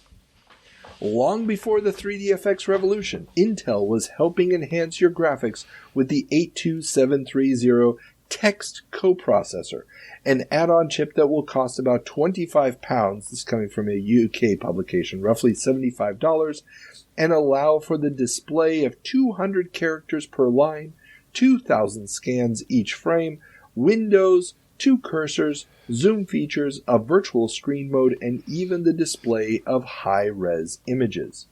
Since this chip takes on many tasks currently done in software, UK weekly mag Personal Computer News speculates that it may be the beginning of a shift to hardware-based applications in the years to come. Yeah, the hardware-based applications is obviously something that doesn't come about. No. They're sort of predicting, you pop in a cartridge with specific hardware for the task, which is essentially what happens with games like Star Fox. But it doesn't come to the PC. Yep. Specialized hardware for individual tasks, is the world we live in with GPUs and sound cards and all this stuff nowadays. Yeah, but no, this is not hardware-based applications. Software is king. Software is expanding, and it's even gotten to the point where retailers can sell software without carrying hardware. A new paradigm seems to be emerging as the home computer market explodes in popularity. More and more retailers are shying away from selling the expensive hardware and instead are stocking software for the systems. The comparison to the record business, where most stores selling the software don't carry turntables, seems quite obvious and may allow more retailers to take advantage of this booming market without the massive overhead costs of buying inventory or additional staff training to demonstrate the product. Yep, I mean, we're seeing an important paradigm shift, an important tipping point here where you buy your games, you buy your software, you can buy them all over the place, even places that aren't carrying hardware. Not really much more to say there, except just saying that everything is expanding. Also doesn't help that at the same time, hundreds of computer stores are closing. With the growing presence of computers at mass retail, deep manufacturers' discounts, and increased competition, hundreds of small mom-and-pop computer stores have closed over the last year in the U.S., and more are expected to close in 1983 as the market gets even more competitive. This is the price wars, and this is why when the home computer market does ultimately crash and computers have to migrate back in large part to specialty computer stores in the middle of the decade, why Atari under Jack Tramiel just can't find anyone willing to take his product. Very true. This is, and a Commodore, even though Jack isn't there anymore, is going to run into the same problem with the Amiga. They absolutely do. So all these guys are getting wiped out. Now, granted, I think a lot of this is also just enthusiasts jumping in and opening up a shop without really understanding how to run a business. Some of that probably happened. A huge element. Yeah, I mean, that's always going on. But, the thing that Commodore did that was so bad under Jack Tramiel, for those that don't know, is it's not just that there was a price war, because that can happen. Even before the price war, when he started selling his computers, he would go to the computer stores because they're the only ones that would carry them. Then when he convinced mass market retailers to carry them, even before the price war craziness started, he gave them a lower rate because they were buying in bulk. But he didn't give his original specialty computer stores that had been with him since the beginning time to get rid of their existing inventory that they'd already purchased from Commodore before the price cuts came into effect. So he forced computer stores to sell their products for a loss to be competitive. So, it even went beyond the price cutting. He showed no loyalty to the people that were with him all along. And so, surprise, surprise, they showed him no loyalty when he came crawling back. Exactly. And it's gonna be mean because, what could have been a second round of the home computer revolution with GUI interfaces and everything just doesn't materialize. Pretty much. We're moving fast. We're moving fast. We're doing good. I'm proud of you, Carl. I'm proud of me. I'm the talker. So moving on, software leasing comes to the fair. A somewhat glib New York Times article about the 8th annual West Coast Computer Fair talks about how the show has gotten very commercial, with Apple and IBM taking up a huge portion of the floor space. While some of the new products are discussed, the most interesting comments are about the software leasing schemes being sold on the streets outside the fair. The author clearly considers them nothing more than thinly veiled piracy, making the already beleaguered software industry even more precarious than it already is. Yeah, he's probably right. Oh, yeah. Now, he doesn't go into detail about what it is, but it sounds to me like they're basically just selling copies of the software. Yeah. And, saying, well, you're only leasing it. You have to return it. And, of course, where are you going to return it? To the booth outside the fair. Yeah, right. Yeah, exactly. Meanwhile, across the pond, Microsoft hits UK High Street. Just as IBM begins shipping PCs to Europe, Microsoft is following suit, bringing software packages such as Multiplan and MS-DOS to British retail. Microsoft opened its European operations 9 months earlier and has hired David Fraser, former sales manager of Commodore UK, to head up its sales in the UK. Really just another example of how Commodore was the gold standard in business computing in Europe in this time period, because the big software company in America, who do they go to try to gain market share in the UK? A guy that was at Commodore. So. Oh, hell yeah. I mean, and this guy actually stays with the company for quite a while. And there's video of him showing off Windows a few years later, in direct contrast with Gem, which is an interesting comparison. Indeed. Yeah. Meanwhile, back at Atari, we are going multi-platform. At least on computers. Yeah. Atari has announced that they will be publishing software for rival home computer systems. The division doesn't have a name yet, but it will be targeting systems with large install bases that can, quote, be converted into quickly, end quote. Let's see. Atari software, Atari soft? Exactly. This is going to be Atari soft. And if you were especially a Commodore 64 kid, Atari soft arcade ports, Donkey Kong and so forth, are going to become staples of your diet. You're always going to wonder, why isn't it running as fast as I think it should be running? Because it's a direct port of the Atari 8-bit. But still, we didn't have anything else, and we thought it was great. And the ports are relatively faithful, if not always as speedy as they should be. Headed up by Steve Arnold, who would then join Lucasfilm Games not long after its founding as general manager. Ah, I did not know that. Indeed. Very cool. But, moment there.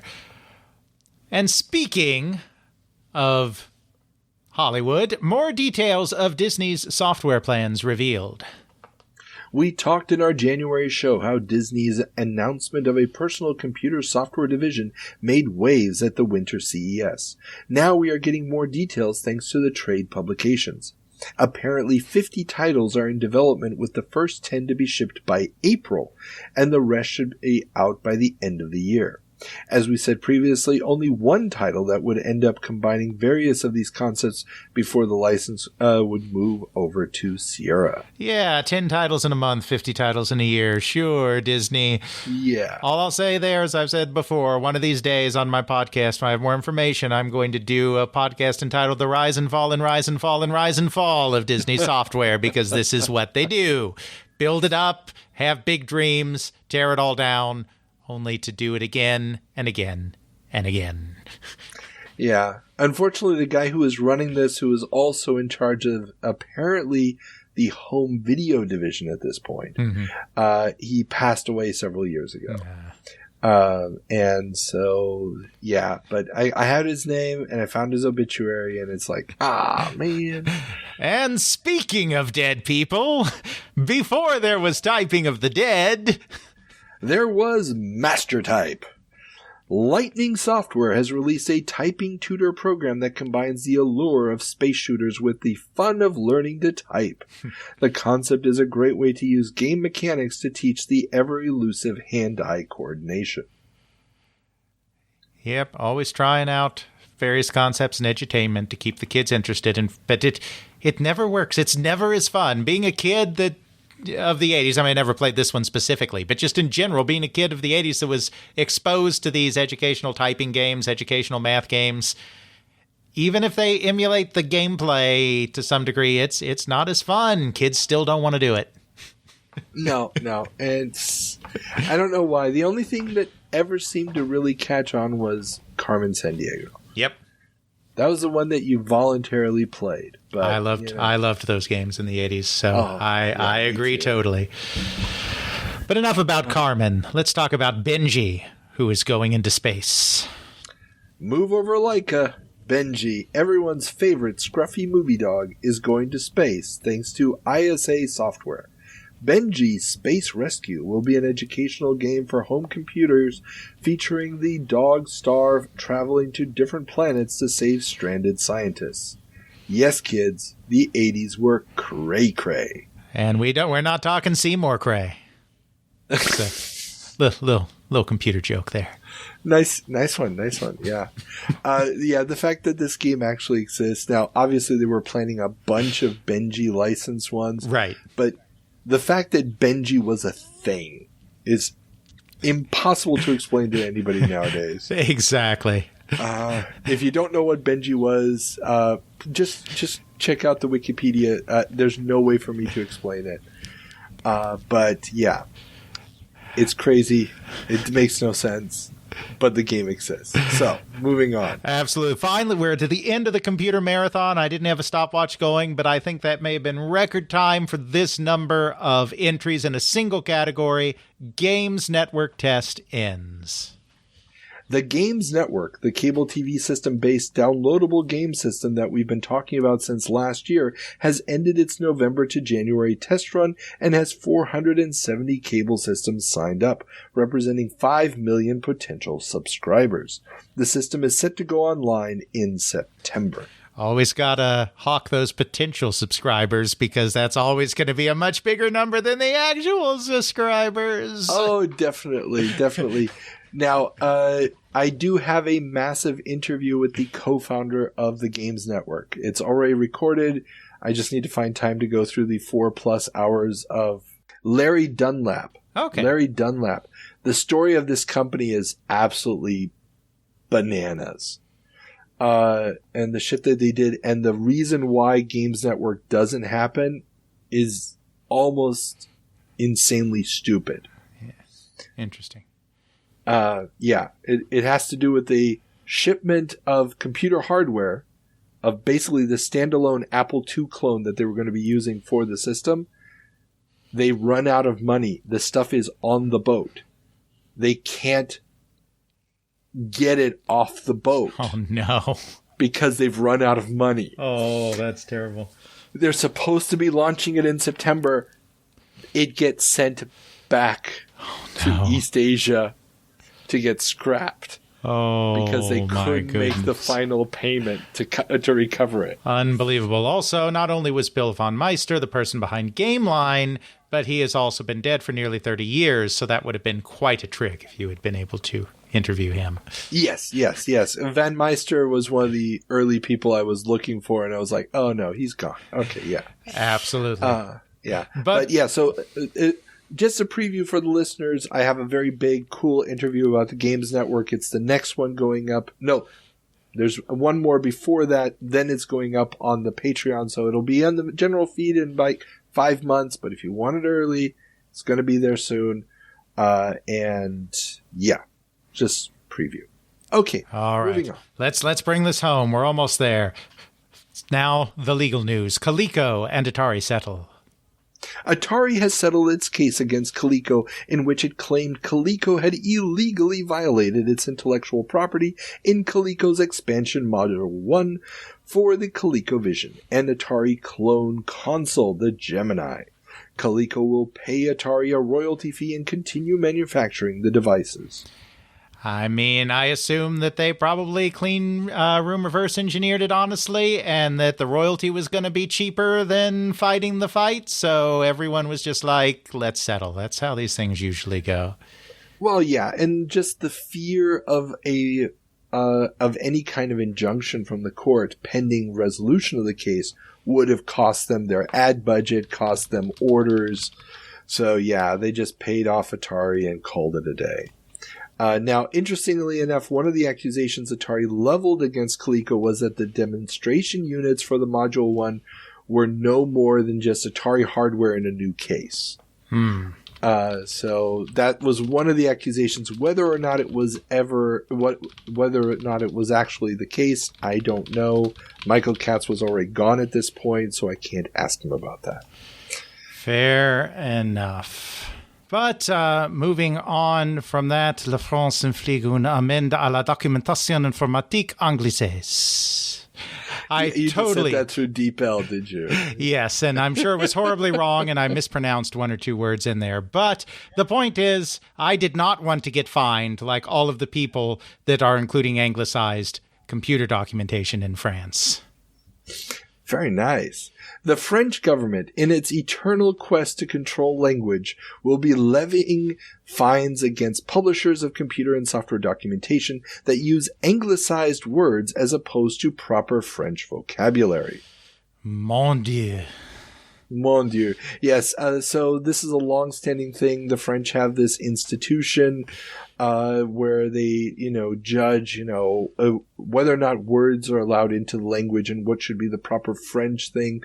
They've been fighting the word weekend for decades at this point. Interestingly enough, I wanted to research and see, what happened with some of this vocabulary, and stumbled upon an article from 2022 where they were fighting over the fact that they want the word esports banned in France and replaced with something like 12 syllables long, that translates to video game competition or something. And so they're still around. I'll include that link in the show notes just to show that this nonsense is still going on. Absolutely. The French. Yeah. Meanwhile, back in America, Crash is still happening, and Pac-Man merch may have maxed out. Rexall is introducing Pac-Man vitamins because Fred Flintstone can't have all the fun. Yeah, that's just, at this point, they've done everything. Now, one quick other one. At this point in time, there's two companies that are making trading cards with bubblegum sticks in them. It's Topps and Fleer. Yep. Fleer has purchased the rights to Ms. Pac-Man, so there's a line of Ms. Pac-Man collectible cards. Having already previously done Pac-Man. Exactly, yes. Yeah. And Topps is not sitting on the sidelines. They've purchased the rights to Donkey Kong.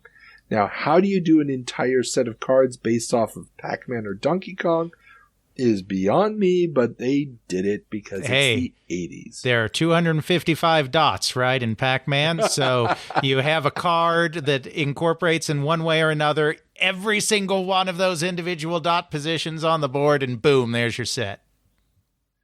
There you go. I mean, Pac-Man merch is not maxed out yet, Carl. We haven't even had Pac-Man the toilet paper yet. But are we ever going to get Pac-Man the flamethrower? That's a good question. That's a really good question. But enough about merchandising. Atari is launching AtariTel. After months of rumors about a video phone, Atari has announced the founding of AtariTel, its telecommunications offshoot that will market products through telephone retailers.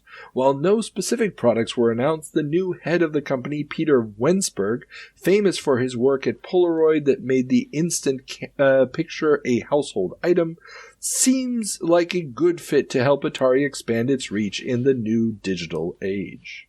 Fun fact, while Peter Wensberg passed away several years ago, I have a copy of his unpublished memoir. Really? That his son provided me when I reached out to him about his father. I didn't even know there was. No, I did know. So I saw a newspaper. I saw an obituary. This is what happened. I saw an obituary for Peter Wensberg because I was looking him up, and I found an obituary, and the obituary included facts from his unpublished memoir. They said it was from his unpublished memoir. So I looked up his son and found him and told him the research I'm doing, and he shared a copy with me. So I can't share that, obviously. That was, given in confidence. But of course, there's not a lot about Atari in there. Obviously, it's mostly about his Polaroid days where, he did so much more. But AtariTel had been Dennis Groth's kind of baby, the CFO of Atari. And then when it got to the point where it needed an actual division head instead of the CFO kind of moonlighting it, they brought in Wensberg. And he did what he could. He's the one that came up with the Falcon code name to make it sound more interesting, and so people wouldn't lose notice of it within the company. This was an internal nickname, not external. And, he tried to build an esprit de corps amongst the team and keep it moving, but it's just with everything crashing around Atari, they weren't going to be expanding into new products, and they eventually end up selling it. So his Atari section of the book is very small, but I thought it was interesting that artifact existed and that I was able to track it down. Oh, that's phenomenal. No, and that's the kind of thing that, those memories inside, if that would get lost, it would be a real shame. Mm-hmm. But, yeah. But, from digital video phone to digital TV as the race for digital TV is on. The New York Times reports that International Telephone and Telegraph Corporation is hard at work developing through its German subsidiary chips for use in TV that might lead to the dawn of digital TV. The hope is that digital TV will help bring crisper images up to twice the resolution of a standard set, eliminate ghosting, and even allow for fun effects like freeze framing all through the TV itself. Sets should be hitting the market by 1985.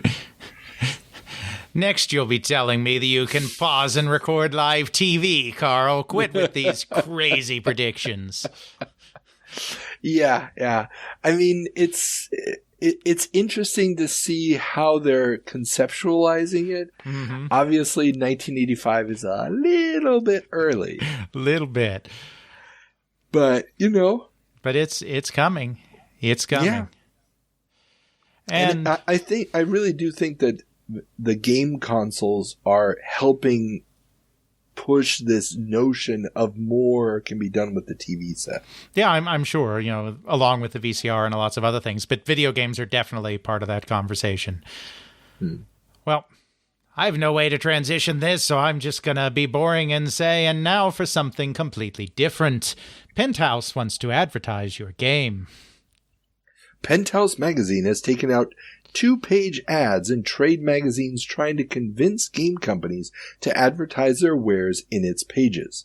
It claims that 85% of its readership look to it for suggestions on what to buy, and 13% plan to buy a home computer in the next year, and 23% already own a game system. So what they're saying is their subscribers only read Penthouse for the advertisements. Is that what I'm hearing here? I think it's more like if you're going to stare at one magazine for that long, the ads have an extra effect. And it's one of those things that you keep coming back to over and over again. Yeah. You're not going to read that Time magazine a second time, I'll tell you that. That's true. That's true. I see the strategy here. I see the strategy. And speaking of synergy between very different types of content, Marvel teams up with George Romero from Media Cross-Pollination Project. George Romero and Marvel Comics have announced that they will be unveiling a new superhero who will debut in both film and comics simultaneously. The project is meant to capitalize on the ability to cross-promote with merchandise, including video games, as part of the strategy. Marvel, was interested in this kind of thing in this time period because, of course, we'll get the Scott Adams stuff just a few years later where they were doing similar kinds of tie-ins. So... last month you did Spider-Man. Yep, absolutely. And, there's great promo shots of Stan Lee together with Spider-Man and the Green Goblin playing the game in his office and stuff. So with great characters comes great cross-pollination project possibilities. Yeah. Now, there is a link in the show notes to the George Romero project, and the superhero character is just bananas. Absolutely freaking bananas. I have no idea what they were planning on doing as far as a movie or anything is concerned, but yeah. Yeah. But speaking of movies, animation, whatever, Cadabroscope promises to bring hand-drawn animation into the computer age. Pizza Time Theater's Cadabroscope subsidiary promises to revolutionize animated entertainment with its new computerized tweening system that will bypass traditional animation's lengthy in-between process of drawing animation frames between keyframes, and instead artists will only hand draw the line art of keyframes, scan those into a computer, fill in the colors digitally, and then let the computer generate the in-between frames. This tweening process will cut down the time needed to generate animation dramatically and reduce the budget. While their first film, a 6-minute short called The Binary Numbers Duet for computers, will only use keyframes, making it more of a slideshow than an animated film, in May they will receive the final piece of their animation pipeline, a new computer from the New York Institute of Technology that will be able to render the full animation, just in time for the Christmas premiere of Chuck E. Cheese's The Christmas That Almost Wasn't. Yeah, they really tried with this animation thing. Didn't work in the end. It did not work. Basically, what they tried to create was what Flash animation was going to be. Yep. Almost 20 years later.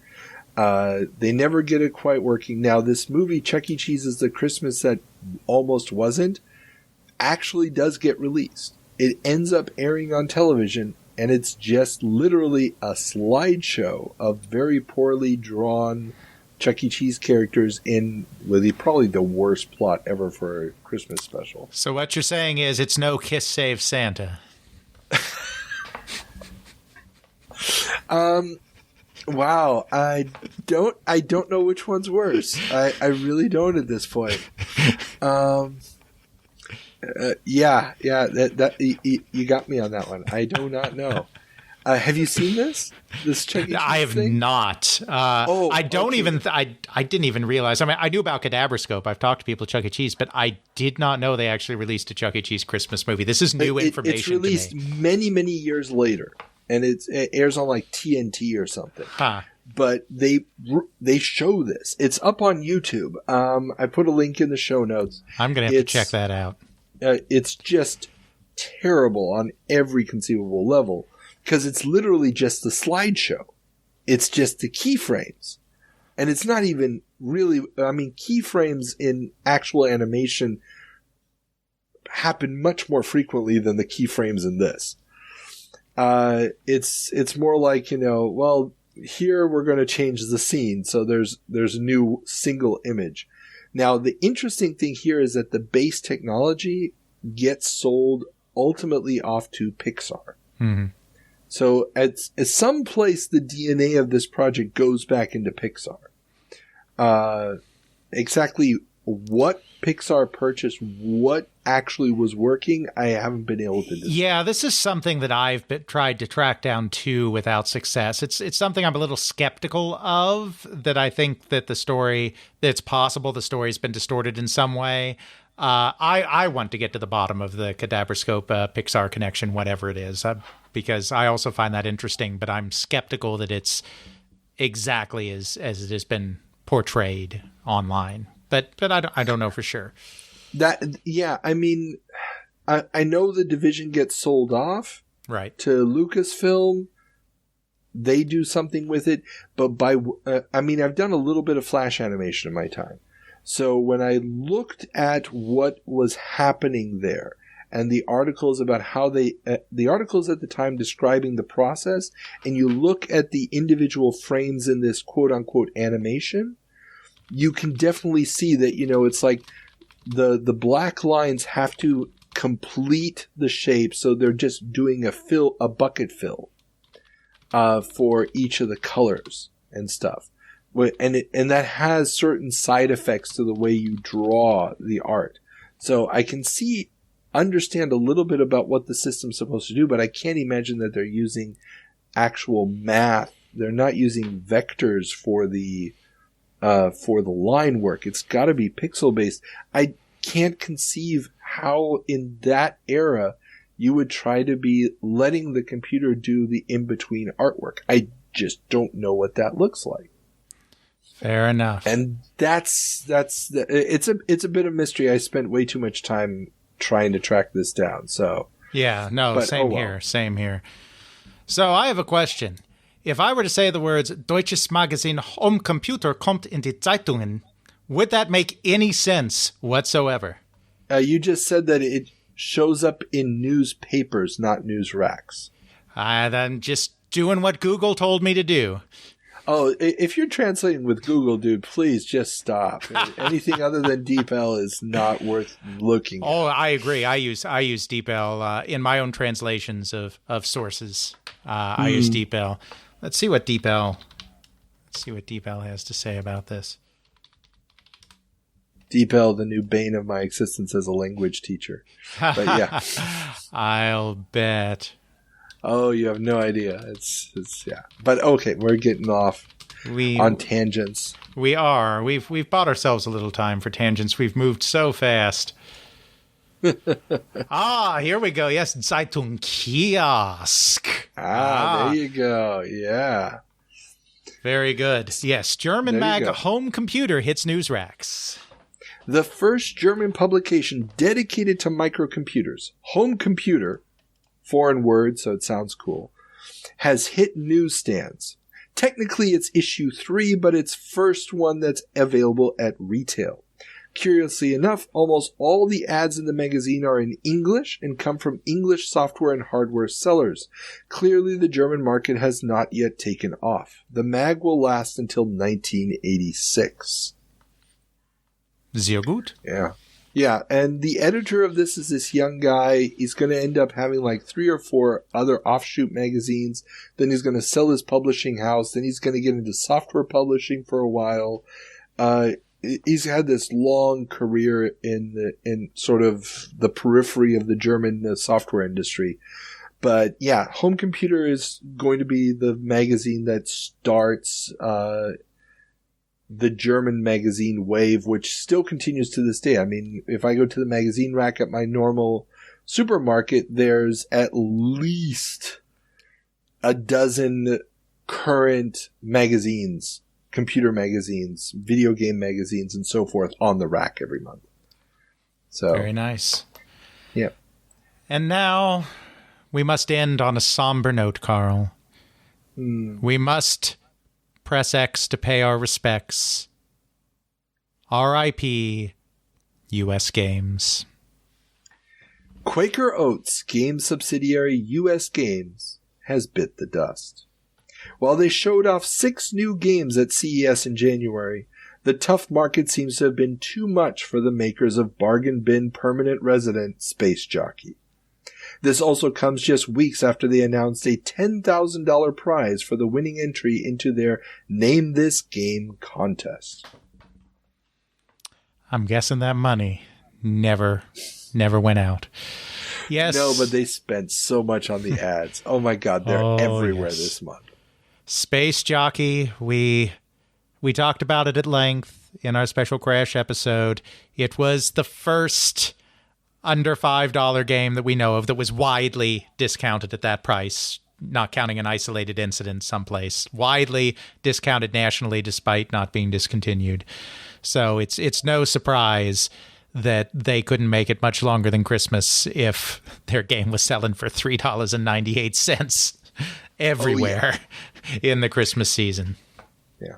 Now, curiously enough, those 6 games that they announced, I think all 6 of them ended up getting leaked many, many years later. So if you go to Moby Games, you'll actually find a game that's listed as Name This Game. Is the name of the game because it never got a name, but the game exists. Wouldn't it be funny? I know this isn't true, but wouldn't it be funny if that is actually the name because somebody submitted the name This Game, and the person thought that was so ironically funny that they gave them the $10,000?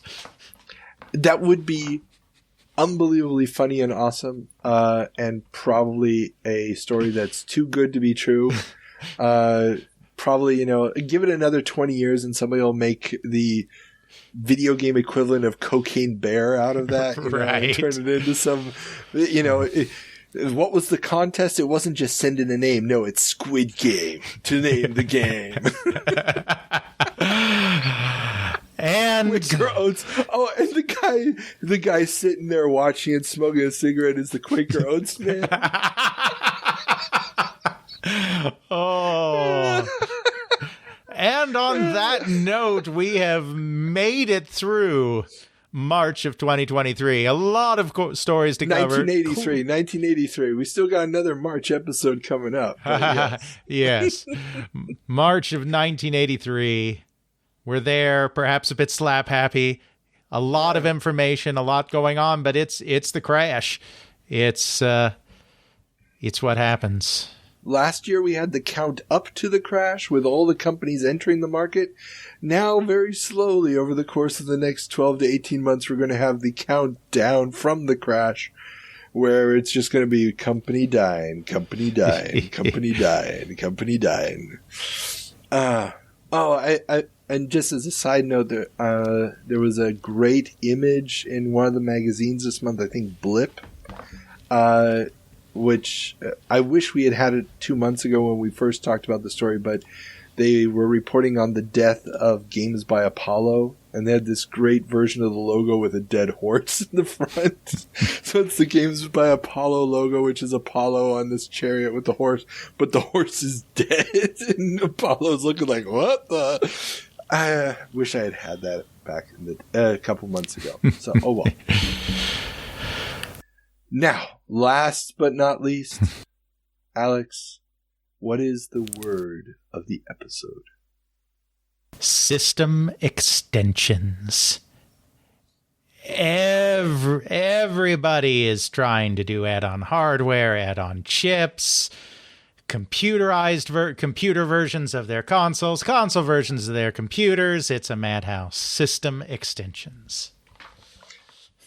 Almost better word would be identity crisis, but I like system extensions too. That works. Okay, system extensions it is. Alex, tell all the nice folks where they can get a hold of your awesome work. Well, as always, we do the podcast, They Create Worlds. My best friend and podcasting partner, Jeffrey Dahm, and myself, twice a month, every month, deep dives into topics in video game history. Our website for that is theycreateworlds.com. The podcast is available from all of the major podcast download sites, Spotify, iTunes, the other ones. It's all there, Podbean, et cetera, et cetera, et cetera. I've also, of course, got my first book, They Create Worlds, the story of the people and companies that shaped the video game industry, Volume 1, 1971 to 1982. That is available direct from the publisher, CRC Press, as well as from major online book retailers.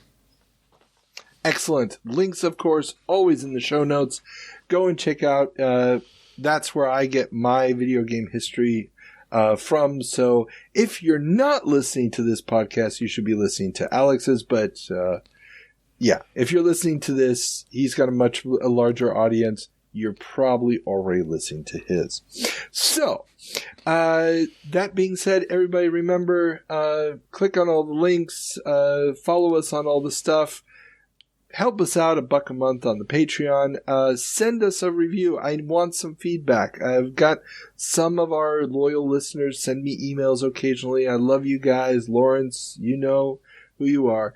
And I'd love to hear more from everybody about what your thoughts are on the show and just how often you fell asleep during this episode.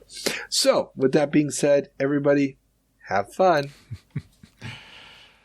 Okay.